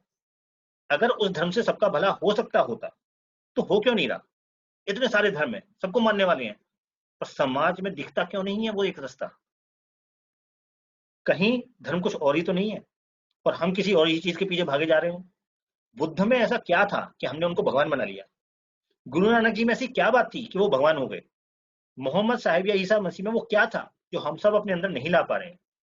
सोचने वाली बात है, क्यों नहीं ला पा रहे हैं? इस वजह से तो नहीं कि जिस धर्म का पालन उन्होंने किया उसे हम जानते ही ना हो। क्या हम उस असली धर्म को जानते हैं जो इन सभी में था? पर इनके नाम से चलने वाले धर्मों में और उनको मानने वालों में वो चीज नहीं है। कहीं ऐसा तो नहीं कि हम धर्म को लेकर बड़े भारी भ्रम पाल के बैठे हुए हों। मैंने पहले बताया कि शास्त्र में कहा गया है धर्मो रक्षति रक्षितः, धर्म उसकी रक्षा करता है जो धर्म की रक्षा करते हैं। इसका मतलब ये हुआ कि यदि धर्म की रक्षा न करो तो धर्म भी आपकी रक्षा नहीं करेगा, आप भी समाप्त हो जाएंगे, उस धर्म के सभी मानने वाले समाप्त हो जाएंगे। पर क्या ऐसा कोई धर्म है जो इस बात पर खरा उतरता हो? क्या क्रिश्चियन धर्म को, बौद्ध धर्म को या किसी भी धर्म को न मानने से मैं मर जाऊंगा? क्या वो सभी लोग जो इन धर्मों को न मानेंगे मर जाएंगे? अगर नहीं तो इसका अर्थ है कि ये धर्म नहीं है, धर्म कुछ और ही चीज है। हम शीशे में चेहरा देख रहे हैं और उसे असली समझ रहे हैं, पर वो तो नकली है, असली तो हम स्वयं हैं। हम स्वयं को नहीं समझ रहे। जिस धर्म को अंदर तक डूब कर समझना चाहिए था उसे केवल लोगों की सुनी सुनाई बातों से समझकर हम लोग बस फॉलो कर रहे हैं। ठीक है, तो यहां समझने वाली बात है कि अगर वो रिलीजन धर्म नहीं है तो वो रिलीजन क्या है? वो रिलीजन है संप्रदाय। संप्रदाय क्या होता है? संप्रदाय होता है जहां पर एक कोई धार्मिक पुस्तक होती है, एक उपास्य होता है यानी भगवान होता है, और एक कोई पूजा पद्धति होती है। जैसे मुस्लिम संप्रदाय, मुस्लिम संप्रदाय में आप देखिए एक उनकी धार्मिक पुस्तक है जिसका नाम है कुरान शरीफ, एक उनका उपास्य है जिसे वो खुदा कहते हैं, और एक उनका पूजा का तरीका है जिसे वो नमाज कहते हैं। ऐसी क्रिश्चियन है, क्रिश्चियन में एक पुस्तक है, धार्मिक पुस्तक है होली बाइबल, एक उनके उपास्य हैं जिसको वो भगवान मानते हैं ईसा मसीह, और एक उनका पूजा करने का तरीका है। ऐसे सिख को ले लीजिए, एक पुस्तक है, एक धार्मिक पुस्तक है गुरु ग्रंथ साहिब, एक उनके उपास्य हैं गुरु नानक देव जी, और एक उनकी पूजा पद्धति है। सनातन धर्म के ग्रंथों में तो ऐसा कुछ नहीं है, वहां तो अनेकों देवी देवता है, कोई एक उपास्य नहीं है, कोई एक भगवान नहीं है, चाहे जिसको भगवान मान लीजिए। सैकड़ों धर्म ग्रंथ है, कोई एक किताब नहीं है। पुराण है, वेद है, उपनिषद है, उपवेद है, जाने कितनी किताबें हैं, और अनेकों पूजा पद्धतियां, कोई एक पूजा पद्धति नहीं है। अग्नि की पूजा के लिए अलग मंत्र है, सूर्य की पूजा के लिए अलग मंत्र है, हनुमान जी के लिए अलग चीज है। किसी को भी मान लीजिए, आप फ्री हैं, you can choose your God. लेकिन रिलीजन में ऐसा नहीं होता। रिलीजन में तो बताते हैं कि अरे उस रिलीजन की बात मत सुनो, अपने रिलीजन में रहो, किसी दूसरे रिलीजन की तरफ तो देखना भी मत, उसकी सुनो भी मत, सुनोगे तो वो पाप है। ठीक है, तो ये फर्क होता है रिलीजन में और धर्म में। इन संप्रदायों में फिर पंथ होते हैं, जैसे आपने सुना होगा अघोर पंथ होता है, बौद्धों में भी पंथ बन गए हीनयान और महायान, जैनियों में भी पंथ बन गए श्वेतांबर दिगंबर, क्रिश्चियन में भी होते हैं कैथोलिक प्रोटेस्टेंट, वैष्णवों में राम का अलग पंथ है, कृष्ण जी को मानने वालों का अलग पंथ है, विष्णु जी को मानने वालों का अलग पंथ है, सत्यनारायण जी को मानने वालों का अलग पंथ है। बहुत सारे पंथ होते हैं इन संप्रदायों में। फिर उन पंथों में मत होते हैं, जैसे गौड़ी मत अलग है, वल्लभाचार्य जी का वल्लभ मत अलग है। अब हालत ये हो गई है कि छोटे छोटे मत मानने वाले भी अपने आप को रिलीजन डिक्लेयर करने लग गए हैं। ठीक वैसे जैसे कोई छोटा सा जो नवाब होता है किसी छोटी सी जगह का, वो अपने आप को राजा घोषित कर दे। रिलीजन वास्तव में एक फेथ है, एक आस्था है, पर रिलीजन धर्म नहीं है। ठीक है, तो फिर धर्म क्या है, सनातन धर्म क्या है? मैंने बताया कि जिसके न होने से मनुष्य समाप्त हो जाए, धर्मी से धर्म को अलग कर दीजिए तो धर्मी भी समाप्त हो जाएगा।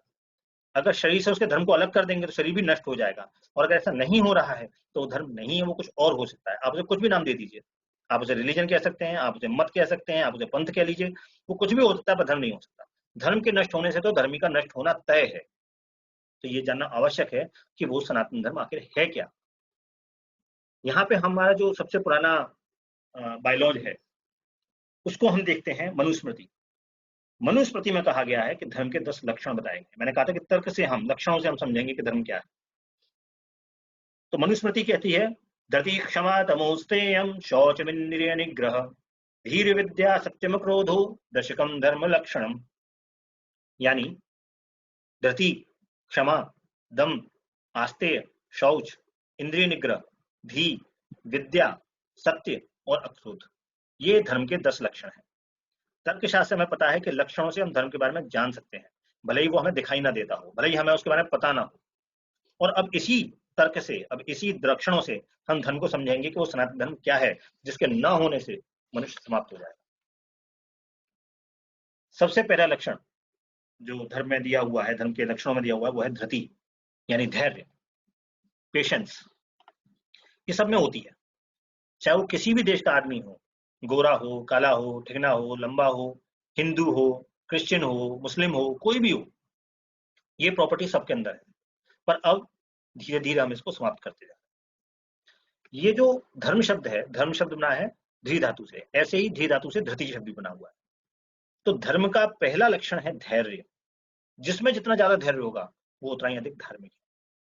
युधिष्ठिर और 5 पांडव 14 वर्ष का वनवास होगा, लेकिन 14 वर्ष से पहले कृष्ण जी के साथ मिलके या द्रुपद के साथ मिलके या कृष्ण जी की नारायणी सेना को लेकर के उन्होंने कौरवों पे आक्रमण नहीं किया। खांडव प्रस्थ जलाने के समय सारे देवताओं को अकेले अर्जुन ने कृष्ण जी की आज्ञा से हरा दिया। कौरव तो फिर भी मानव थे, पर धैर्य था जिसको पांडवों ने धारण कर रखा था। यदि किसी की पत्नी का इतना अपमान हो तो लोग एक दूसरे का खून कर दें आज के समय में, लेकिन पांडवों ने धर्म को धारण किया हुआ था। दास थे, हार चुके थे स्वयं को, और दास का धर्म स्वामी पर आघात करना नहीं होता है। इस प्रकार पांडवों ने अपने बड़े भाई, जो पिता के समान थे, पिता की मृत्यु होने के बाद जो सबसे बड़ा भाई होता है घर का, वो पिता के समान होता है, तो अपने बड़े भाई की आज्ञा का, वचन का पालन किया। इसी धर्म को धारण करने से उन्होंने उन्होंने भीष्म, द्रोणाचार्य आदि महायोद्धाओं को युद्ध में हराया। कौरवों के श्रेष्ठ योद्धाओं को युद्ध से विमुख करने के लिए सिर्फ उनका धर्म ही उनके साथ था। भीष्म पितामह को इच्छा मृत्यु का वरदान था, और उन्होंने 10 दिनों में पांडवों में त्राही त्राही कर दी थी। लेकिन वो युद्ध से क्यों विमुख हुए? सिर्फ इसलिए क्योंकि पांडवों के साथ उनका धर्म था। अब देखिए, गुरु नानक, बुद्ध, संत रैदास, कबीर, महावीर, ईसा मसीह, इन सभी के धैर्य की था नहीं थी। अगर आप धर्म को धारण करना चाहते हैं तो सबसे पहले धैर्य को धारण कीजिए। जो अधर्म कर रहा है उसके इस अधर्म का फल अवश्य मिलेगा, आप नहीं देंगे तो भी मिलेगा। ये सोच करके धैर्य को धारण कीजिए। सोच लीजिए कि मूर्ख है, नहीं जानते कि ये क्या कर रहे हैं। स्वयं को कर्ता समझने की भूल मत कीजिए। आप निमित्त हैं, कर्ता नहीं है। किसी दुष्ट के कर्मों को विधाता के लिए छोड़ दीजिए। जब आप किसी गरीब पर अत्याचार करते हैं तो भी विधाता उसे देख रहा है। गरीब आपका कुछ बिगाड़ पाए न बिगाड़ पाए, लेकिन उस विधाता की लाठी आपके ऊपर जरूर चलेगी, और जब उसकी लाठी चलेगी तो उसमें आवाज नहीं होगी। इस चीज का आप भरोसा रखें। लेकिन अब क्या हो रहा है, अब हमारे अंदर धैर्य कम होता जा रहा है। हमें हर चीज तुरंत चाहिए, जैसे इंस्टेंट कॉफी, हर चीज क्विक, और नहीं मिलेगी तो हम गुस्सा हो जाते हैं, मानसिक अशांति हो जाती है। घर चाहिए, कार चाहिए, सब चाहिए क्विक, तुरंत, चाहे लोन लेना पड़े, कर्जा लेना पड़े, बस चाहिए क्विक। इस तरीके से हम अपने ही धर्म को धीरे धीरे करके नष्ट करते जा रहे हैं। दूसरा लक्षण जो दिया हुआ है वो है क्षमा। ये भी सब में होती है। आपका बच्चा अगर खेलते हुए आए और आपका चश्मा खींच ले, आपकी मूंछ खींच ले, आप उसे क्षमा कर देते हैं, है ना। और कोई दूसरा आकर के आपकी मूंछ खींच दे तो क्षमा होगी? क्षमा है तो सब में, सभी देश के निवासियों में होती है, सभी रिलीजन वालों में होती है, क्योंकि ये ह्यूमन बीइंग की प्रॉपर्टी है, ये शरीर की प्रॉपर्टी है, ये सनातन धर्म है। पर अब हम क्या कर रहे हैं, अब हम क्षमा को सीमित करते जा रहे हैं, वो क्षमा को घटाते चले जा रहे हैं, अपनों के लिए सुरक्षित करते जा रहे हैं। जैसे मेरे अपने के लिए तो क्षमा रहेगी, मेरा बेटा कुछ करके आ जाएगा तो मैं क्षमा कर दूंगा, पर दूसरा का बच्चा गलती कर देगा तो मैं क्षमा नहीं करूंगा। दामाद से कांच का गिलास टूट जाए तो क्षमा हो सकती है, पर बाई से टूट जाएगा तो हम नहीं छोड़ेंगे। इसका मतलब कि अब हम धीरे धीरे धर्म को नष्ट करते जा रहे हैं, और जैसे जैसे धर्म कम होता जाएगा, मनुष्य क्षीण और कमजोर होता जाएगा। मनुष्य की सारी शक्ति, सारी ताकत, सारी उन्नति उसके धर्म से ही होती है। तो धर्म की हानि से मनुष्य की हानि होगी ही होगी। तीसरा जो लक्षण दिया है वो है दम।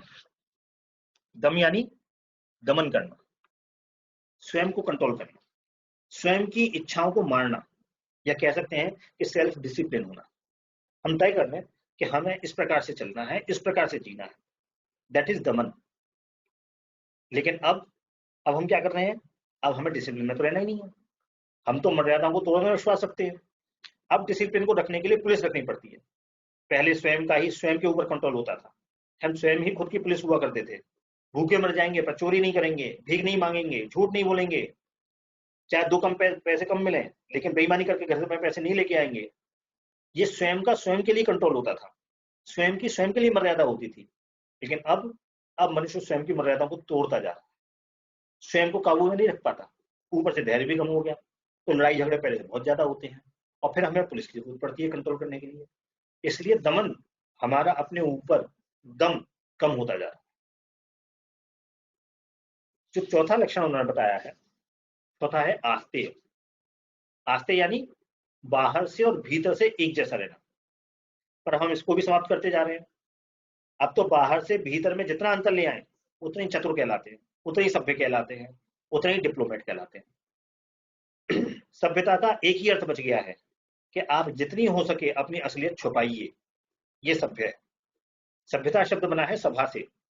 यहाँ मैं थोड़ा बता दूं कि हमारे यहाँ जो शब्द बने हैं वो शब्द, हमारे यहाँ डिक्शनरी नहीं होती थी, हमारे यहाँ धातु कोश होते थे, कुछ रूट वर्ड्स होते जिनको हम धातु कहते थे, उन्हीं में प्रीफिक्स और सफिक्स लगाने कर नए शब्द बन जाते थे। ये डिक्शनरी अंग्रेजों के आने के बाद भारत में आई, हमारे यहाँ तो धातु कोश होते थे। एक धातु से 113 गुना 63 शब्द बन जाते, इससे डिक्शनरी की जरूरत ही नहीं पड़ती थी। आपको डिक्शनरी की जरूरत ही नहीं पड़ती थी अगर आपको स्वयं को शब्द बना सकते हैं। भाषा जिंदा थी, आज की तरह से नहीं था कि आपको दूसरी भाषाओं से, फारसी से, अंग्रेजी से शब्द चुराने पड़े। जैसे अंग्रेज लोग क्या करते हैं, दूसरी भाषाओं से शब्द उठा उठा करके अपनी डिक्शनरी में डालते जाते हैं और डिक्शनरी को मोटा करते चले जाते हैं। ठीक है, तो सभा में कोई बहुत गंभीर चर्चा चल रही हो और आपको आ रही है हंसी, तो छुपाइए उस हंसी को। आपको आ रही है छींक, तो रोकिए उसको, अपनी असलियत को छुपाइए। हम अपने आप को छुपाते जा रहे हैं, हम बाहर से भीतर से एक जैसे नहीं हैं। ठीक है, जो आस्ते होता है वैसे अब हम नहीं हैं, उसको हम कम करते जा रहे हैं। अगला है शौच। शौच यानी पवित्रता, प्योरिटी, बाहर भी और भीतर की प्योरिटी, दोनों तरफ की प्योरिटी। आज बाहर की प्योरिटी पर तो हम बड़ा ध्यान देते हैं, पानी पिएंगे तो आरओ का पिएंगे, बढ़िया बढ़िया साबुन लगाएंगे, बढ़िया बढ़िया शैम्पू लगाएंगे, और भीतर के लिए, भीतर की शुद्धता के लिए हम कुछ करते ही नहीं है।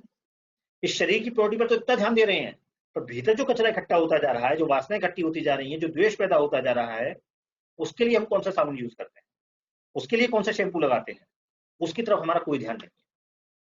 यही वजह है शरीर नाम के कंप्यूटर में वायरस तो ज्यादा हो गए हैं, प्रोग्राम कम होते जा रहे हैं। और उन वायरस के लिए कोई वायरस रिमूवर भी हमारे पास नहीं है, हम उस पर सोचते नहीं, हम चिंतन ही नहीं करते, मनन ही नहीं करते, उसकी शुद्धता पर कोई ध्यान ही नहीं है। न मन शुद्ध है, न बुद्धि शुद्ध है, न चित्त शुद्ध है। इस चीज को, शरीर को चलाने वाला जो अंदर बैठे हुए हैं मन बुद्धि चित्त अहंकार, वो अशुद्ध है। शरीर को हम चमकाए जा रहे हैं घिस घिस के, है ना। तो शौच भी हम और पूरी तरीके से पालन नहीं कर रहे हैं। इसी शौच के लिए गरुड़ पुराण में एक श्लोक है, अपवित्र पवित्रो वा सर्वावस्था गतोपि वा यस्मरेत् पुंडरीकाक्षं स बाह्याभ्यंतर शुचि।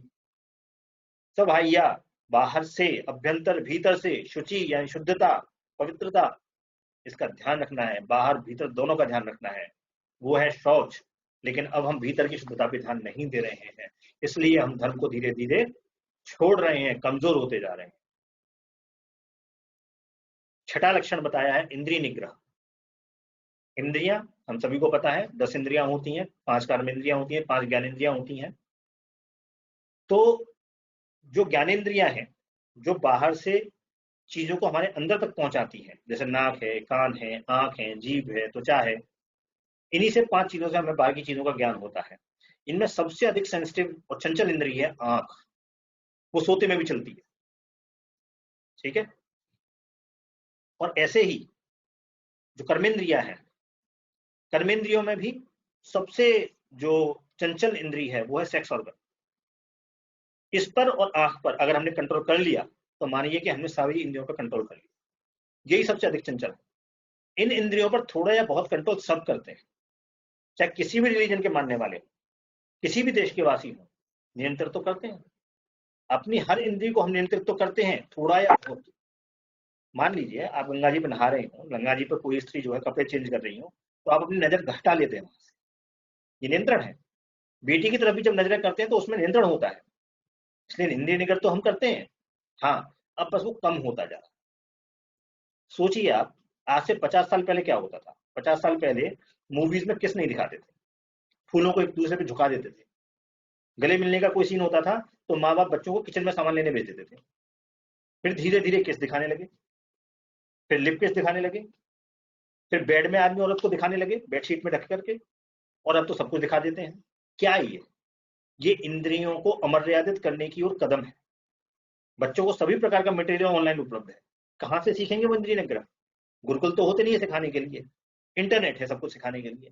तो थोड़ा बहुत आदमी में होता तो है, पर वो बढ़ेगा कैसे, वो बढ़ेगा अभ्यास से। और अभ्यास कैसे होगा, जब बचपन से ही अमर्यादित रहना सिखा देंगे बच्चों को। तो इसलिए ये धर्म भी हमारा कम होता जा रहा है, हम इसमें भी कमजोर होते जा रहे हैं।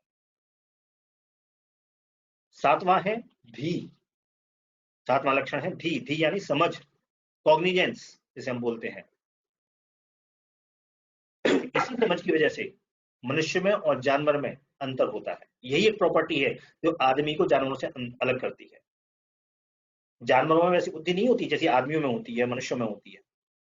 वरना आप देखिए, जानवर और आदमी दोनों ही खाना खाते हैं, दोनों गोबर करते हैं, दोनों बच्चे पैदा करते हैं, दोनों पैदा होते हैं और दोनों ही मर जाते हैं। क्या फर्क है इंसान में और जानवर में? पर इंसान के पास समझ है, बुद्धि है, जो जानवर के पास नहीं है। पर अब ये भी कम होती जा रही है। पहले बुद्धि का जो लेवल होता था ऋषियों के समय में, जो हम लोग आत्मचिंतन करते थे, गहन अध्ययन मनन करते थे, आजकल वो करते ही नहीं है। बुद्धि कम होती जा रही है, और बुद्धि के कम होने से जीवन भी कम होता जा रहा है। हमारे यहाँ कहा जाता है, विनाश काले विपरीत बुद्धि, या फिर तुलसीदास जी कह गए हैं, जाको प्रभु दारुण दुख देही ताकि मति पहले हर ले ही। यानी बुद्धि सही रहेगी तो जीवन उत्तम रहेगा, और बुद्धि भ्रष्ट होने से जीवन कम हो जाता है। गलत फैसले लेंगे, जीवन को प्रभावित करते हैं ऐसे गलत फैसले। जैसे मूढ़ बुद्धि रावण ने राम पर अपनी बहन का अनुचित गुस्सा निकालने की जगह पे क्या किया, सीता का अपहरण कर लिया, एक स्त्री का अपहरण कर लिया, और उसका जीवन जो कभी खत्म होने वाला नहीं था, अमर था, उसका जीवन तुरंत कम हो गया। ऐसे व्यक्ति तक का जीवन खत्म हो गया जो अमर था।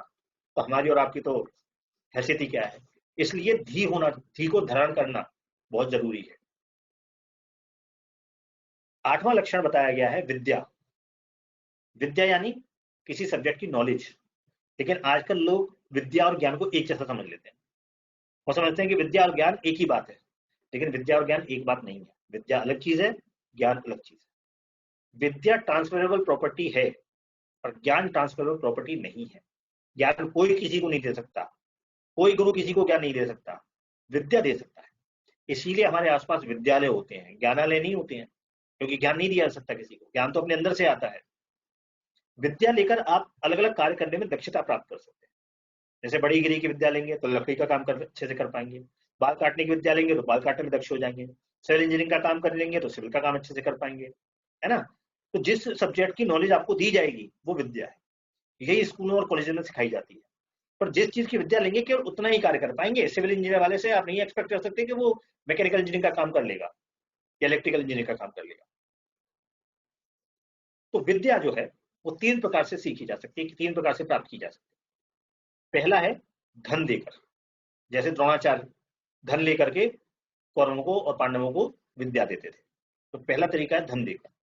दूसरा तरीका है सेवा करके, जैसे कर्ण ने, रामचंद्र जी ने या कृष्ण जी ने सेवा करके जो है विद्या प्राप्त की। और तीसरा और आखिरी तरीका है विद्या के बदले विद्या, जैसे राजा नल ने राजा ऋतुपर्ण से जुआ खेलने की विद्या सीखी और राजा ऋतुपर्ण ने नल से घोड़ों को चलाने की कला सीखी, तो ये विद्या के बदले विद्या हो गई। यही 3 तरीके हैं विद्या ग्रहण करने के, चौथा कोई तरीका संसार में उपलब्ध नहीं है विद्या को प्राप्त करने। ठीक है, तो विद्या दी जा सकती है, सिखाई जा सकती है, पर ज्ञान सिखाया नहीं जा सकता, वो आपके अंदर पहले से है, उसको आपको रिवील करना पड़ेगा, खोजना पड़ेगा, डिस्कवर करना पड़ेगा। सब आपके भीतर पहले से है।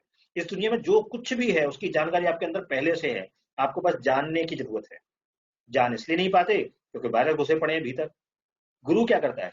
गुरु आपके इन वायरसों को खत्म कर देता है, रास्ता बता देता है कि कैसे खुद में खुद को ढूंढना है, पर ढूंढना तो आप ही को पड़ेगा। स्वयं से ही ज्ञान प्राप्त होता है, बस रास्ता कभी कोई गुरु दिखा देता है, कभी कोई शास्त्र दिखा देता है, कभी स्वयं के चिंतन से प्राप्त हो जाता है। ये सब प्रोसेस योग में आती है कि किस तरीके से ज्ञान प्राप्त होता है। ठीक है, ये योग की बात हम फिर कभी किसी और सेशन में करेंगे। पर ये विद्या भी कम होती जा रही है।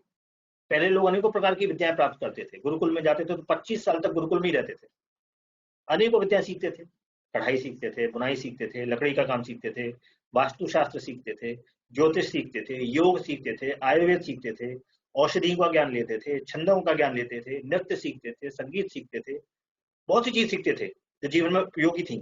पर अब हम लिमिटेड चीजें ही सीख पा रहे हैं, इसलिए हमारी विद्या भी कम होती जा रही है, और विद्या कम हो रही है तो हमारा धर्म भी कम हो रहा है। 9वां लक्षण है सत्य। सत्य भी सभी में है, थोड़ा या बहुत। आप किसी भी रिलीजन को ले लीजिए, हिंदू, मुस्लिम, सिख, ईसाई, किसी को ले लीजिए, सब रिलीजन यही कहते हैं कि इंद्रियों पर नियंत्रण करो, सत्य बोलो। सब कहते हैं ज्ञान प्राप्त करो, कोई रिलीजन का विरोध नहीं करता, क्योंकि असली धर्म यही है, बस उसके लिए नाम अलग अलग रख दिए रिलीजनों ने, बात एक ही कह रहे हैं सब रिलीजन। तो सत्य को हम जानते हैं, सत्य की प्रॉपर्टी हमारे अंदर है, पर हम सत्य को पहचान नहीं रहे हैं। ठीक है, तथ्यों को हम सत्य समझने लगे हैं, जबकि तथ्य अलग है, सत्य अलग है। 3 चीजें होती हैं, एक होता है तथ्य यानी फैक्ट्स, दूसरा होता है सत्य यानी ट्रुथ, और तीसरा होता है रित। रित के लिए इंग्लिश में कोई वर्ड नहीं है, उसको हम कह सकते हैं अल्टीमेट ट्रुथ। जो कुछ भी इंद्रियों के द्वारा जाना जाता है वो सत्य नहीं होता, वो तो फैक्ट्स होते हैं, तथ्य होते हैं। आंख क्या है? आंख एक गोलक है, एक कैमरा है फोटो खींचने वाला। आंख को नहीं पता कि फोटो आ रही है वो अच्छी आ रही है कि खराब आ रही है, सही आ, जैसे कैमरे को नहीं पता होता कि फोटो अच्छी है कि खराब है, कैमरे से फोटो खींचने वाले को पता होता है कि फोटो कैसी है, सीधी है, उल्टी है, अच्छी है, खराब है। ऐसे ही आंख को नहीं पता कि फोटो कैसी है, सामने क्या चीज है। आंख उस फैक्ट को मन को भेजती है, मन बताता है कि ये चीज क्या है। ठीक है, मन उस भेजे गए फैक्ट के आधार पर फैसला देता है, सत्य निकालता है। पर जज भी कभी कभी गलत फैसला दे देता है। इसी प्रकार मन भी कभी कभी मनोविकारों के प्रभाव में आकर के गलत फैसले दे देती है, गलत सत्य भी निकाल देती है।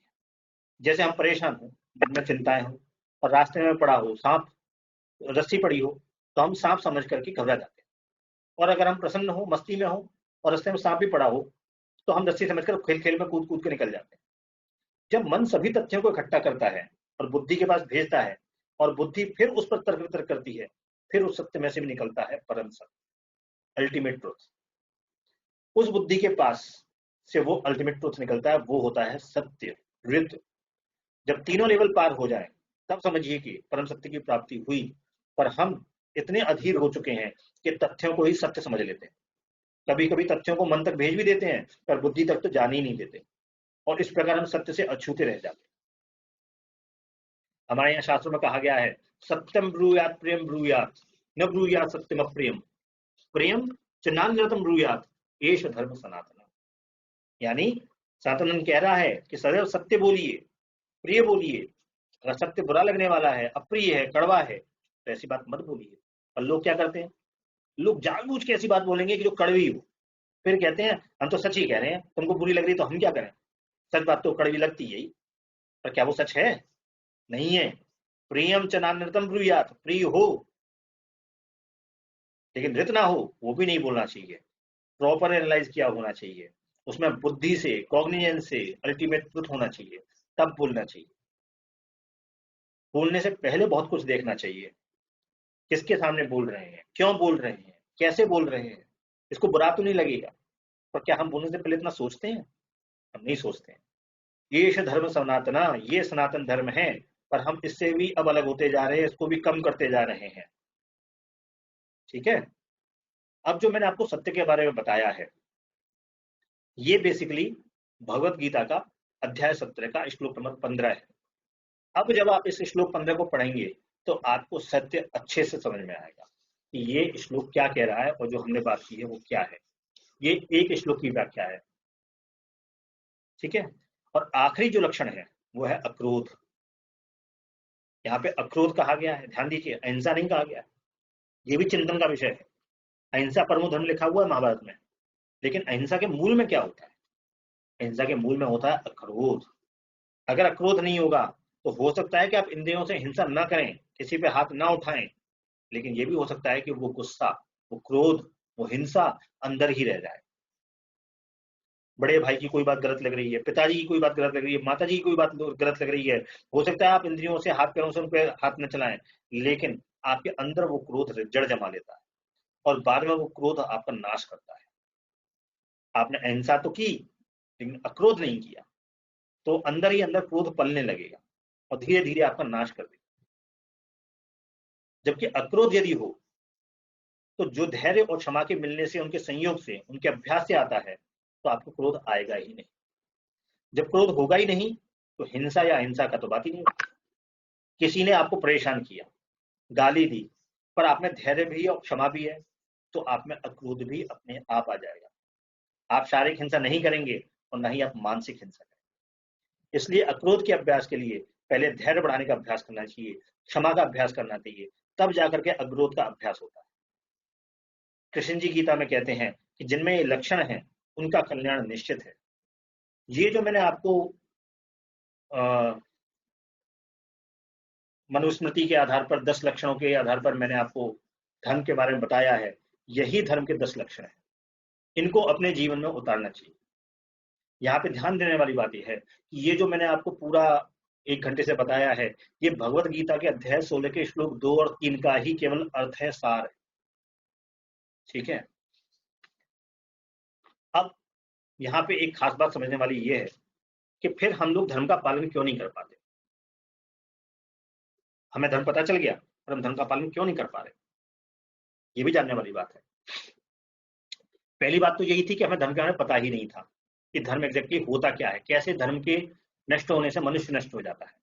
लेकिन अगर पता है तो भी उसमें क्या क्या व्यवधान आते हैं वो मैं आपको बताता हूं। सबसे बड़ी चीज है स्वार्थ।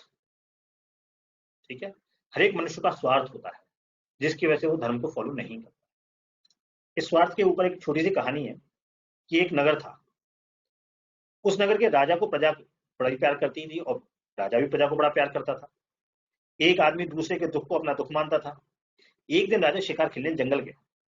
वहां बड़ी मीठी मीठी महक थी, पेड़ पर सुंदर सुंदर फल लगे थे। उस सुगंध ने राजा को मतवाला बना दिया। राजा फल की ओर बढ़ा तो अभी वहां बैठे एक साधु बोला कि राजा ये फल मत खाना, पर राजा नहीं माना। फल चखा, बड़ा अच्छा था। राजा ने 3 फल तोड़ दिए, एक मंत्री को दिया, एक रानी को दिया और एक खुद खा लिया। रानी ने भी कहा, मंत्री ने भी कहा कि राजन वो साधु तो कोई ढोंगी होगा जो इतने बढ़िया फल से हमको अलग रखना चाहता था। राजा फिर जंगल में गया और इस बार बहुत सारे फल ले आया। सारे दरबार के लोगों को खिलाई, सभी ने राजा के गुण गाए। अब राजा रोज फल लाने लगा, नगर के खास खास लोगों को फल खिलाए। उधर जंगल में एक दानव रहता था। राजा के पीछे आकर के उसने नगर का रास्ता देख लिया। उसने देखा कि लोग तो सयाने हो गए हैं। उस फल का नाम था सयाना फल।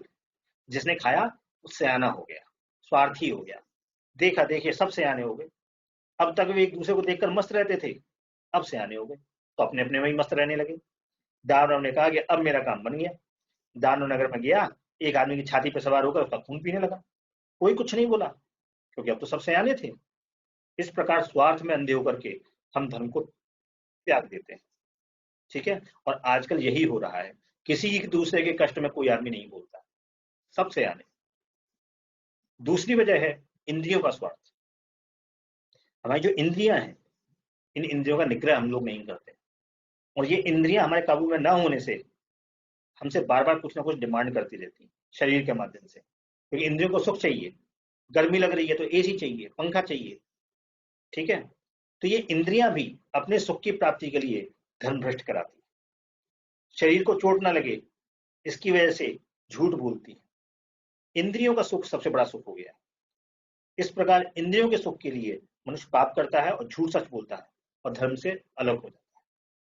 और आखिरी चीज है मनोविकास, यानी भाव। मन के अंदर जो भाव आते हैं, भय का, लोभ का, द्वेष का, इन सब भावों की वजह से भी हम धर्म से अलग हो जाते हैं। भय की वजह से झूठ बोल देते हैं, लोभ करते हैं, लालच करते हैं, बेईमानी करते हैं। तो इन सब की वजह से भी हम धर्माचरण में हमारे में व्यवधान आता है और हम इन चीजों को फॉलो नहीं कर पाते। तो अब यहाँ पर हम अपने जो धर्म वाली बात थी कि धर्म की परिभाषा क्या है, उसको हम देखते हैं कि इतनी देर में हमें क्या समझ में आया। हमारी समझ में एक चीज आई कि एक ही धर्म है, और वो है सनातन धर्म, जिसके पालन से तेज की वृद्धि होती है।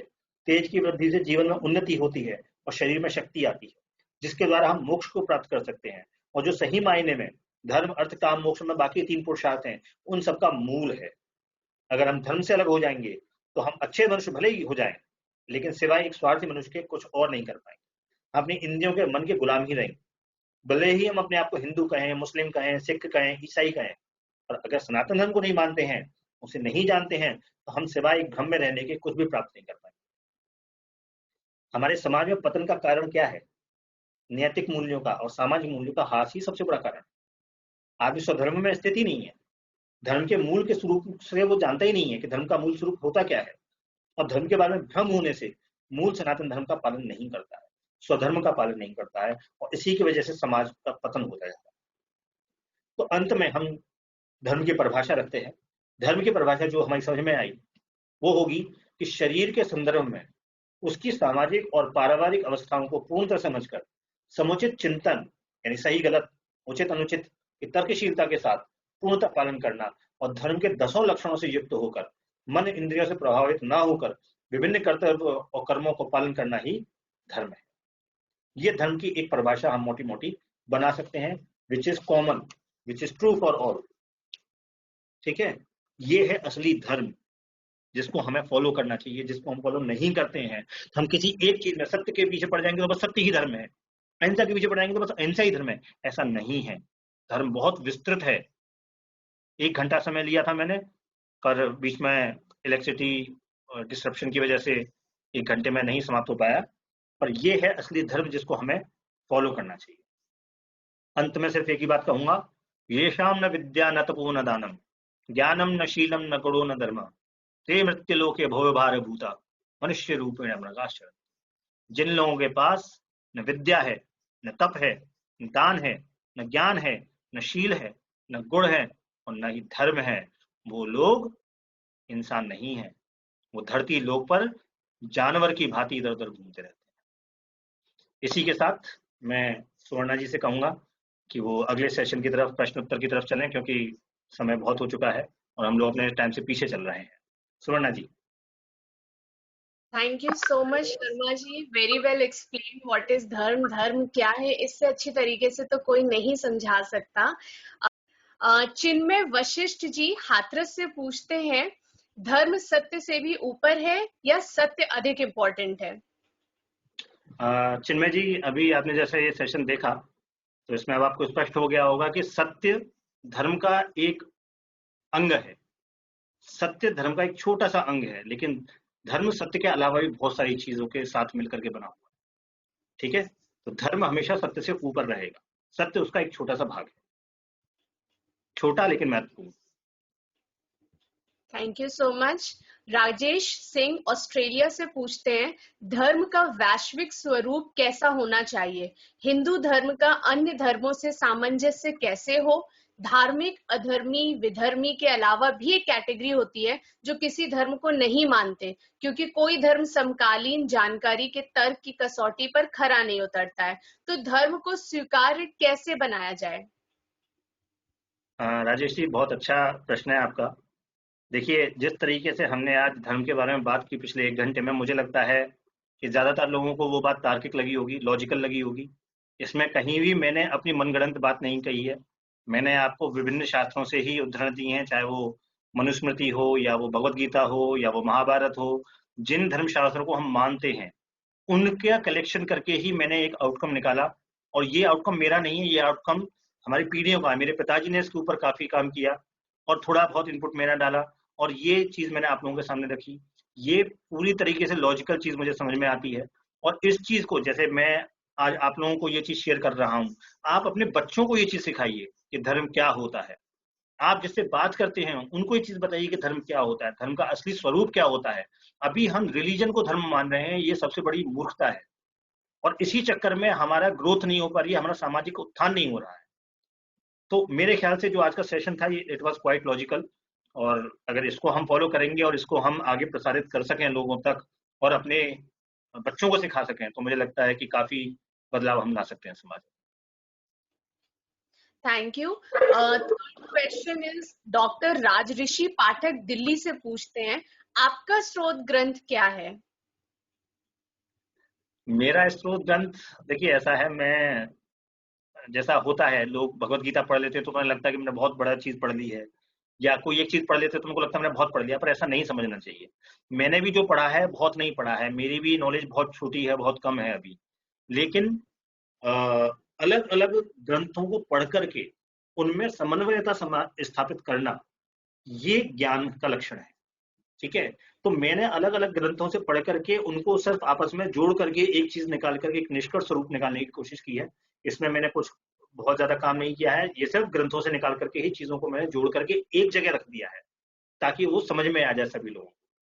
ठीक है ना। बाकी स्रोत ग्रंथ वही हैं जो आप लोग पढ़ते हैं। मैंने भी पुराण पढ़े हैं, मैंने भी महाभारत पढ़ी है, मैंने भी मनुस्मृति पढ़ी है, मैंने भी भगवत गीता पढ़ी है। वही स्रोत ग्रंथ हैं। बस मैं एक जगह पर रुका नहीं, एक जगह पर अटका नहीं। हो सकता है अभी मेरे पढ़ने के लिए बहुत चीजें हों, अभी मुझे कम पता हो, अभी और पता चल सकता हो, लेकिन अभी तक जो मैंने निकाला है निचोड़, वो ये है। श्री मोहन दत्त शर्मा जी हाथरस से पूछते हैं, हम ऐसे समाज में रह रहे हैं जहां नैतिकता की बहुत कमी है, तो ऐसे वातावरण में ज्ञानियों द्वारा बताई गई नैतिकता की बातों का पालन कैसे करें? देखिए, बहुत सारे लोग बहुत सारी चीजें बताते हैं। एक तो ये भी कि जब कोई चीज बहुत सारे लोग बताते हो तो बड़ा असमंजस की सी स्थिति हो जाती है कि क्या माने क्या ना माने, है ना। लेकिन ये जो हमने आज बात की है, धर्म के बारे में चर्चा की है, ये आप देखेंगे बड़ी स्पेसिफिक है। मैंने कोई मतलब गोलमोल बातें नहीं की हैं। मैंने कोई ऐसी बात नहीं रखी है जो आप लोगों को समझ में ना आ रही हो, कोई बहुत दार्शनिक बात की हो, ऐसा कुछ भी नहीं है। ये चीजें आप ध्यान रखिए। आपके जो कर्तव्य हैं, आपके जो कर्म हैं, उन पे ध्यान दीजिए। आपकी जो जिम्मेदारियां हैं उन पे ध्यान दीजिए। अगर आप उनका सही सही निर्धारण करते हैं, आप उनका सही सही निरूपण करते हैं, अपने बच्चों को ये चीज आगे से सिखाते हैं, तो मैं समझता हूँ कि हम अपने धर्म को, अपने स्वधर्म को पालन करने में काफी कुछ हमें मदद मिल सकती है। Thank you. अभिषेक खमरैया गुरुग्राम से पूछते हैं, ये कैसे निर्धारित करें कि जो कर्म हम कर रहे हैं वो धर्म की दृष्टि से सही है या गलत? श्री आदर्श कुमार जी अमेरिका से भी यही प्रश्न पूछते हैं कि सही या गलत की पहचान के क्या उपाय, क्या साधन है? देखिए, सही और गलत, ये एक बड़ा सवाल है। लेकिन सही और गलत हम सिर्फ धर्म के बेसिस पर ही समझ सकते हैं। मैं एक पुत्र हूं, लेकिन अगर मैं अपने पिता से अपने आप को बड़ा समझने लग जाऊं तो मैं कुछ नहीं आता, मुझे तुमसे ज्यादा पता है, मैंने तुमसे ज्यादा दुनिया देखी है। अगर मैं ऐसा समझ लग रहा हूं तो ये मैं अधर्म कर रहा हूं, मैं गलत कर रहा हूं। आप धर्म की जो हमने आज डेफिनेशंस बताई है, उसके आधार पर चीजों को तोलिए। जैसे मैंने आपको बताया कि आपके पास बहुत पुण्य राशि है और आपके पास कोई एक मौका आया है छोटा सा, तो आप उसको छोड़ सकते हैं। लेकिन अगर आपके पास पुण्य राशि नहीं है और आपको लगता है कहीं कोई अधर्म हो रहा है, तो लड़ जाइए उसके लिए। वो बहुत पुण्य कमाने वाला, बहुत धर्म को देने वाला अवसर है आपके लिए। तो सही और गलत उस अवसर के ऊपर है कि हमारी स्थिति उसमें क्या है। अगर हमारे पास धर्म नहीं है, हमारे पास पुण्य नहीं है, तो हमें ऐसे मौके को, हम वो भिखारी हैं जिसको सड़क पे 1000 का नोट दिख गया है, तो हमें उसे तुरंत लपक लेना चाहिए ऐसे मौके को। हम अभी भीष्म पितामह नहीं हुए हैं, हम अभी कृष्ण नहीं हुए हैं, हम अभी युधिष्ठिर नहीं हुए हैं, तो हम उस चीज को छोड़ नहीं सकते। हमें गलत के लिए बोलना ही चाहिए कि ये गलत है, सही के लिए आगे आना चाहिए, क्योंकि हमें वो धर्म कमाना है, वही परलोक में साधन देगा। इस लोक में तो जो मिल रहा है वो मिल ही रहा है। Thank you. ज्योति नवादिया जी गुजरात से पूछती हैं कि I am in deep confusion from where to start because there are so many books and so many author all have different thinking and ways on same topic. Kindly guide for this. इसके लिए आप आंख बंद करके अघोरी बाबा की गीता पढ़िए। अघोरी बाबा की Gita Amazon पे उपलब्ध है, और इस पर जितने भी रिव्यूज अमेजन पे आए हुए हैं, अगर आप उनको देखेंगे, एक भी रिव्यू नेगेटिव नहीं है। इससे आप समझ सकते हैं कि वो किताब किस लेवल की है, और उसमें कोई भी गूढ़ बातें नहीं है, कोई ऐसा नहीं है कि जैसे भगवत गीता में है श्लोक अर्थ श्लोक अर्थ श्लोक अर्थ, ऐसा नहीं है। वो एक उपन्यास है, एक कहानी है। उस कहानी में ही आपको सारा, जैसे महाभारत एक कहानी है, ऐसी कहानी में ही आपको सारा धर्म समझा दिया जाएगा, सारे शास्त्र पढ़ा दिए जाएंगे, और आपको पता भी नहीं चलेगा कि आपने कौन कौन से शास्त्र पढ़ लिए हैं। तो आप सब छोड़ करके, सारे भ्रमों को छोड़ करके आप अघोरी बाबा की गीता का अध्ययन कीजिए, और मैं गारंटी दे रहा हूँ कि आप सिर्फ 2 भाग पढ़ने के बाद भी अच्छे अच्छे पंडितों को चैलेंज करने लायक हो जाएंगे। Thank you. वैद्य आशीष कुमार जी ग्वालियर से पूछते हैं कि आप अपनी दिनचर्या बताएं और लगातार कार्य करने की प्रेरणा कैसे मिलती है। शर्मा जी, ये तो मैंने भी शुरुआत में बोला था कि आप 24 घंटे होते हैं और आप 28 घंटे उससे ज्यादा का काम कर लेते हैं। ये तो मेरा भी प्रश्न है, आप इसे बताइए पहले। ऐसा कुछ नहीं है, सबके पास 24 ही घंटे होते हैं, मेरे पास भी 24 ही घंटे हैं। हाँ, बस ये है कि मैं जो अपना समय है, मैं अपने समय को थोड़ा-सा ऐसे देखता हूँ कि मैंने उस समय में क्या किया। मैं सोने में समय को व्यर्थ नहीं करता हूँ। सोने से मुझे खास तौर से बहुत चिढ़ है, पर्सनली चिढ़ है। मैं सोचता हूँ कि जितने घंटे मैं सो लूँगा, उतने घंटे तो मैं पता नहीं क्या-क्या पढ़ लूँगा, क्या-क्या जान लूँगा। क्योंकि ये जीवन जो हमें मिला है, ये जीवन हमें सीखने के लिए मिला है। हम किसी जानवर की तरह से पैदा हो जाएँ और मर जाएँ, हमने जीवन में कुछ उपलब्धि नहीं हासिल की, तो हमने किया क्या? जो ऋषि मुनि हमें लिख करके चले गए, वो क्यों लिख करके गए? इसलिए कि आने वाली पीढ़ियां इनको पढ़ें। ये हमारा दुर्भाग्य है कि हम उनको नहीं पढ़ रहे हैं, हम वो ज्ञान नहीं प्राप्त कर रहे हैं जो वो लोग हमारे लिए छोड़ के गए हैं। ये हमारा दुर्भाग्य है। हम पैसा तो कमा रहे हैं, हम अपने आप को व्यस्त तो कर रहे हैं, लेकिन हमने अपने लिए क्या किया? वो तो हमने कंपनी के लिए किया। मेरी खुद में उपलब्धि क्या है? मैं अगर पूरी जिंदगी में रामचरितमानस की चौपाइयां पढ़ पढ़ के ही मर गया और मुझे अंत तक पता ही नहीं चला कि धर्म होता क्या है, तो फायदा क्या हुआ मेरा? मेरा जीवन तो व्यर्थ हो गया।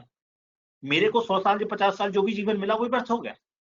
तो मैं ये सोचता हूँ कि मेरे जीवन में जो भी टाइम मिला है, उसमें से आधा टाइम तो, चौथाई टाइम तो सोने में ही निकल जाता है।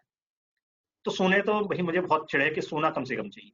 दूसरा, जब हम छोटे थे, 5 साल के थे, 10 साल के थे, 15 साल के, तब तक तो कुछ अकल ही नहीं थी हमें कि क्या सही है, क्या गलत है, क्या धर्म होता है, क्या पाप होता है, क्या कुछ नहीं पता था। 15 साल हमने वहां बर्बाद कर दिए।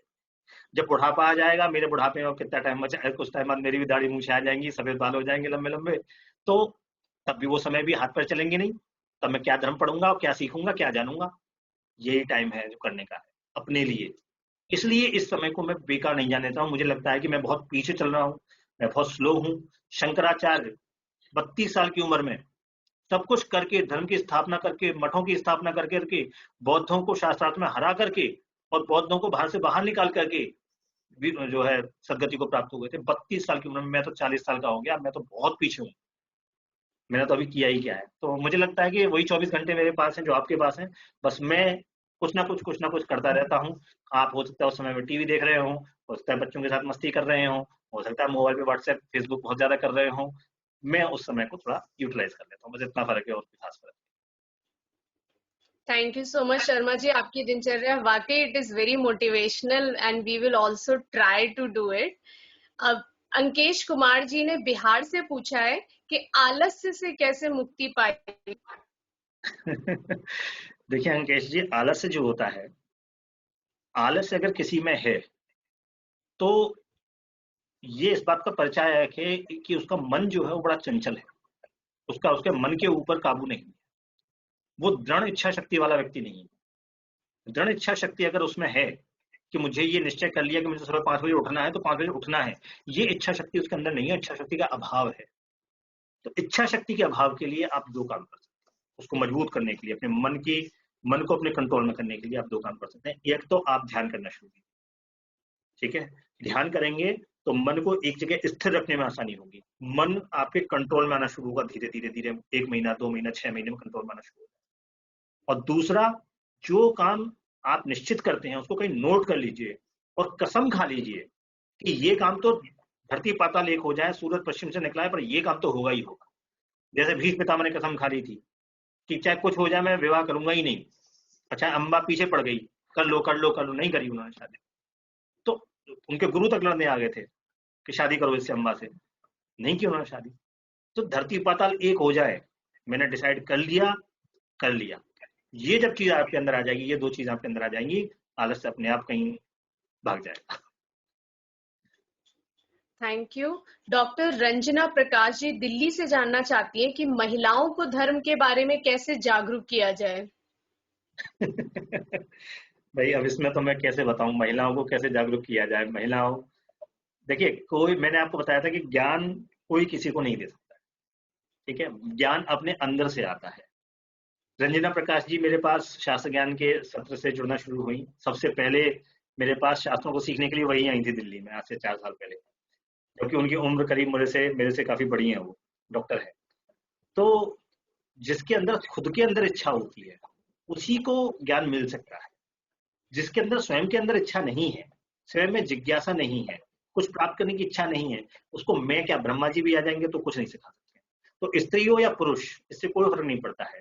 खुद के अंदर कितनी इच्छा शक्ति है, ज्ञान को प्राप्त करने की कितना कितना जिज्ञासा है, उस पर निर्भर करता है। स्त्री पुरुष से मुझे नहीं लगता कि इसका कोई खास मतलब। मानस दीक्षित जी शाहजहांपुर से, उत्तर प्रदेश से पूछते हैं कि सत्य सनातन धर्म का प्रचार प्रसार कैसे किया जाए। देखिए, मेरे पास जितने साधन हैं, व्हाट्सएप से, फेसबुक से, वेबसाइट से, यूट्यूब से, वेबिनार से, आर्टिकल से, किताब से, मैंने आप कह सकते हैं कि झोंक रखा है। तो जितने साधन मेरे पास है मैं सारे साधन प्रयोग करता हूँ। कई लोगों के पास ये सब चीजें नहीं होती हैं, तो वो ढूंढे कि कैसे हम इसमें सहयोग कर सकते हैं। कोई अगर इस काम को कर रहा है तो उसको कैसे हम हेल्प कर सकते हैं, कैसे उसको मदद कर सकते हैं। आप आर्थिक सहयोग दे सकते हैं, जैसे हमारे शास्त्रज्ञान.in वेबसाइट है, उस पर सदस्यता फॉर्म है, तो वहां पे आप हमें अपना श्रमदान दे सकते हैं। आप अगर वेबसाइट बनाना जानते हैं तो आप शास्त्रज्ञान.in की वेबसाइट अच्छी बनाइए। आप अगर यूट्यूबर हैं तो हमारे यूट्यूब वीडियोस को अच्छा कीजिए। आप अगर टाइप अच्छा कर लेते हैं तो हमारे आर्टिकल्स टाइप कीजिए, किताब टाइप कीजिए। तो इससे जो कोई काम कर रहा है उसको अगर आप सहयोग देंगे तो ये भी प्रचार प्रसार का ही एक अंग है। आप जितना सहयोग दे सकते हैं आप दीजिए। आप कुछ नहीं कर सकते हैं, आपके पास समय ही नहीं है ऑफिस के काम से, आप आर्थिक सहयोग दीजिए। तो ये ढूंढने वाली बात है। देखिए, रामचंद्र जी ने जब पुल बनाया था तो रामचंद्र जी के पुल बनाने में एक गिलहरी तक का सहयोग था, है ना? रामचंद्र जी ने एक पत्थर नहीं लगाया, उनका गिलहरी तक का सहयोग था। तो हम सब सिर्फ निमित्त मात्र है। एक दूसरे से जुड़ करके, एक दूसरे से सहयोग करके ही हम इस चीज को आगे बढ़ा सकते हैं, अगली पीढ़ियों तक छोड़ सकते हैं। नहीं तो हमारी पीढ़ी, जो पिछली पीढ़ी थी, वो हमसे ज्यादा जानती थी, हम उससे कम जानते हैं, और हमारी आने वाली पीढ़ी हो सकता है कुछ भी ना जानती हो। तो सहयोग हम सबको मिलकर ही करना पड़ेगा। इसके विस्तार प्रचार प्रसार के लिए हम सबकी जिम्मेदारी है, मेरी अकेले की जिम्मेदारी नहीं है। आप सबका सहयोग इसमें अपेक्षित है, थोड़ा या बहुत। अभिनंदन जी, इन सब चीजों के लिए आपका बहुत बहुत धन्यवाद। लेकिन सेशन समाप्त हो उससे पहले कुछ और प्रश्न हैं जो आपसे दर्शकों के लिए जानने हैं। पहला प्रश्न तो ये है कि इस प्रकार के और भी वेबिनार या सेशन करने का कोई प्लान है? यदि है तो क्या विषय आपने सोच रखे हैं? देखिए, इसके लिए हमने अभी एक क्वेश्चन किया था, ये पोल किया था कि इस प्रकार के अन्य सेशन होने चाहिए या नहीं होने चाहिए।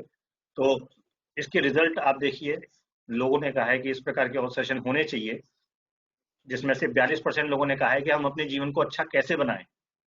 इस पे सबसे ज्यादा वोट मिले हैं कि अगला सेशन इस टाइप का होना चाहिए। उसके बाद लोगों ने कहा है कि योग क्या होता है, इसके बारे में लोग समझना चाहते हैं तार्किक तरीके से। और कुछ लोगों ने कहा, 26% लोगों ने कहा कि आत्मा क्या होती है। तो ठीक है, 42% लोगों ने कहा हम अपने जीवन को अच्छा कैसे बनाएं। इस पे अगला सेशन हम लोग प्लान कर सकते हैं, सोच सकते हैं। ओके जैसे मैंने शुरू में मेंशन किया अमेज़न पर आपकी किताब के रिव्यूज बहुत अच्छे हैं, तो सभी पाठक प्रशंसक जो आपकी लेखनी के फैन हैं, जिन्होंने अघोरी बाबा की गीता के भाग 1 और भाग 2 पढ़ लिए हैं, वो सब ये जानना चाहते हैं और बहुत उत्सुक हैं ये जानने के लिए कि अघोरी बाबा की गीता तीसरा भाग कब आने वाला है। अघोरी बाबा की गीता का तीसरा भाग लगभग लगभग कंप्लीट है। पर जैसा कि आप सभी लोग जानते हैं कि मैं बहुत चीज़ों में घिरा हुआ हूँ, कुंडली भी देखता रहता हूँ और फेसबुक पे भी लिखता रहता हूँ। वेबिनार भी अभी 1 महीने की प्रिपरेशन के बाद हम लोगों ने ये वेबिनार अरेंज किया। तो ऑलमोस्ट रेडी रखा हुआ है, बस थोड़ा-सा उसमें आखिरी के कुछ पेज और लिखने हैं मुझे और उसके बाद वो कंप्लीट हो जाएगा। 4 महीनों से पिछले 4 महीनों से यही अवस्था में वो पड़ा हुआ है, पर मैं उसको खत्म नहीं कर पा रहा हूँ। पर मैं आशा करता हूँ कि शायद ईयर एंड तक या दिसंबर तक हम तीसरा पार्ट ले आएँगे। अच्छा, वैसे तो आपने इस प्रश्न का उत्तर दे दिया, लेकिन फिर भी एक बार मैं पूछना चाहूंगी कि अगर कोई आपसे जुड़ना चाहे, आपके संपर्क में आना चाहे अथवा आपके धर्म से संबंधित कार्यों में सहयोग करना चाहे, तो उसे क्या करना होगा? जैसा कि बताया कि शास्त्र ज्ञान की वेबसाइट है, उस वेबसाइट से लोग हमसे जुड़ सकते हैं, सदस्यता फॉर्म भर सकते हैं, फ्री ऑफ कॉस्ट सदस्यता है। आप उसमें हमें श्रमदान कर सकते हैं, आपके पास जो स्किल्स हैं उन स्किल्स में हमें हेल्प कर सकते हैं। अगर आप सीए हैं तो आप हमारा अकाउंट्स देख सकते हैं, आप मार्केटिंग में हैं तो आप हमें बता सकते हैं कि इस चीज़ को कैसे और अच्छे से रिप्रेजेंट किया जाए। आप यूट्यूबर हैं, व्हाट्सएप पे ज़्यादा एक्टिव है तो आप उसमें हेल्प कर सकते हैं। तो इस तरीके से हमारे पास टीम्स हैं, उन टीम्स के थ्रू हम जो भी थोड़ा बहुत कर पा रहे हैं हम कर रहे हैं। बट अभी हमें जाहिर सी बात है जितने हाथ मिल जाए उतना अच्छा है। तो आप लोग हमें अपना सहयोग दे सकते हैं और अगर कुछ भी नहीं दे सकते हैं तो आप आर्थिक सहयोग दे सकते हैं। आप कहीं भी हैं, किसी भी देश में हैं, आप आर्थिक सहयोग दे सकते हैं जिससे हम जो हमारी पोस्ट हैं, जो हमारे वीडियोस हैं, उनका प्रमोशन हम लोग कर सकते हैं और उसकी एक्चुअल जो शास्त्रों की वैल्यू है, नॉलेज है, उसको हम अलग-अलग लोगों तक पहुंचा सकते हैं उस प्रमोशन के थ्रू। शर्मा जी, एक पर्सनल क्वेश्चन मेरा कि जो हमने सुना है कि आप मात्र कम से कम 1 रुपए की फीस में जन्म कुंडली भी देखते हैं, तो बहुत से लोगों ने आपके मार्गदर्शन का लाभ उठाया है, तो भविष्य में किसी राजनेता की कुंडली भी पढ़ने का विचार है क्या? देखिए, अभी तक तो ऐसा मैंने कुछ प्लान नहीं किया है, लेकिन हाँ, मेरे पास अरविंद केजरीवाल जी की डिटेल्स आई हैं, बर्थ डिटेल्स आई हैं और हो सकता है कि उनके बारे में हम लोग 2024 के बारे में देखें कि क्या हो सकता है। बट अभी श्योर नहीं है, पहले मुझे पूरा पढ़ना पड़ेगा क्योंकि अभी डिटेल्स आई हुई हैं बट मैं मेरे को टाइम नहीं मिला उनको देखने का। तो अगर समय मिला तो अरविंद केजरीवाल की डिटेल्स हम लोग ज़रूर देखेंगे।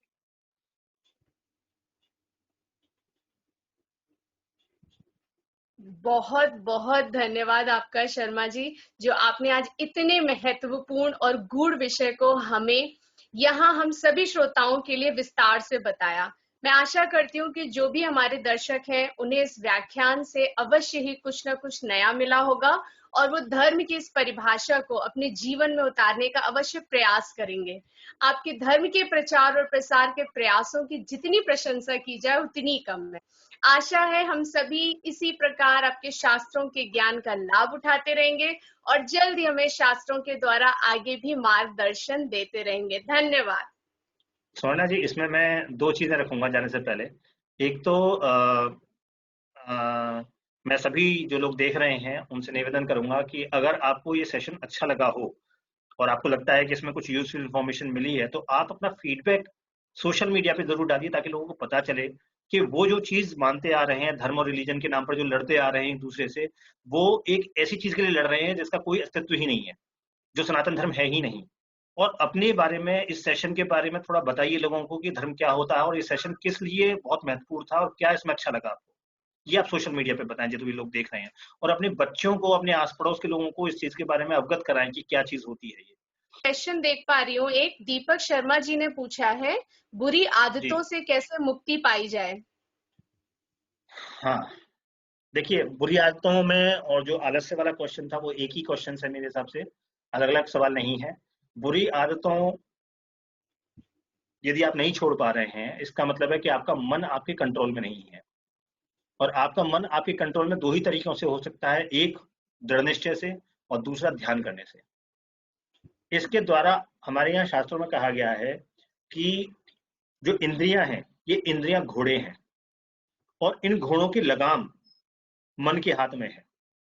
ठीक है? वो जो लगाम है वो मन के हाथ में है और मन के पीछे बुद्धि बैठी हुई है, बुद्धि उस मन को कंट्रोल कर रही है। तो उस बुद्धि के द्वारा उस मन को कंट्रोल कीजिए, ये गलत है, ये नहीं करना है। आपका अगर मन आपके कंट्रोल में नहीं होगा तो वो घोड़ों को कहीं भी ले जाएगा। ये ठीक वैसा है जैसे आपने कोई टैक्सी हायर की, आप पीछे की सीट पे बैठे हुए हैं पर कार ड्राइवर अपनी मर्जी से चला रहा है। ये वो ड्राइवर जो है वो मन है आपका, और उसके हाथ में जो क्लच है, जो स्टीयरिंग है, वो सब इंद्रियां हैं।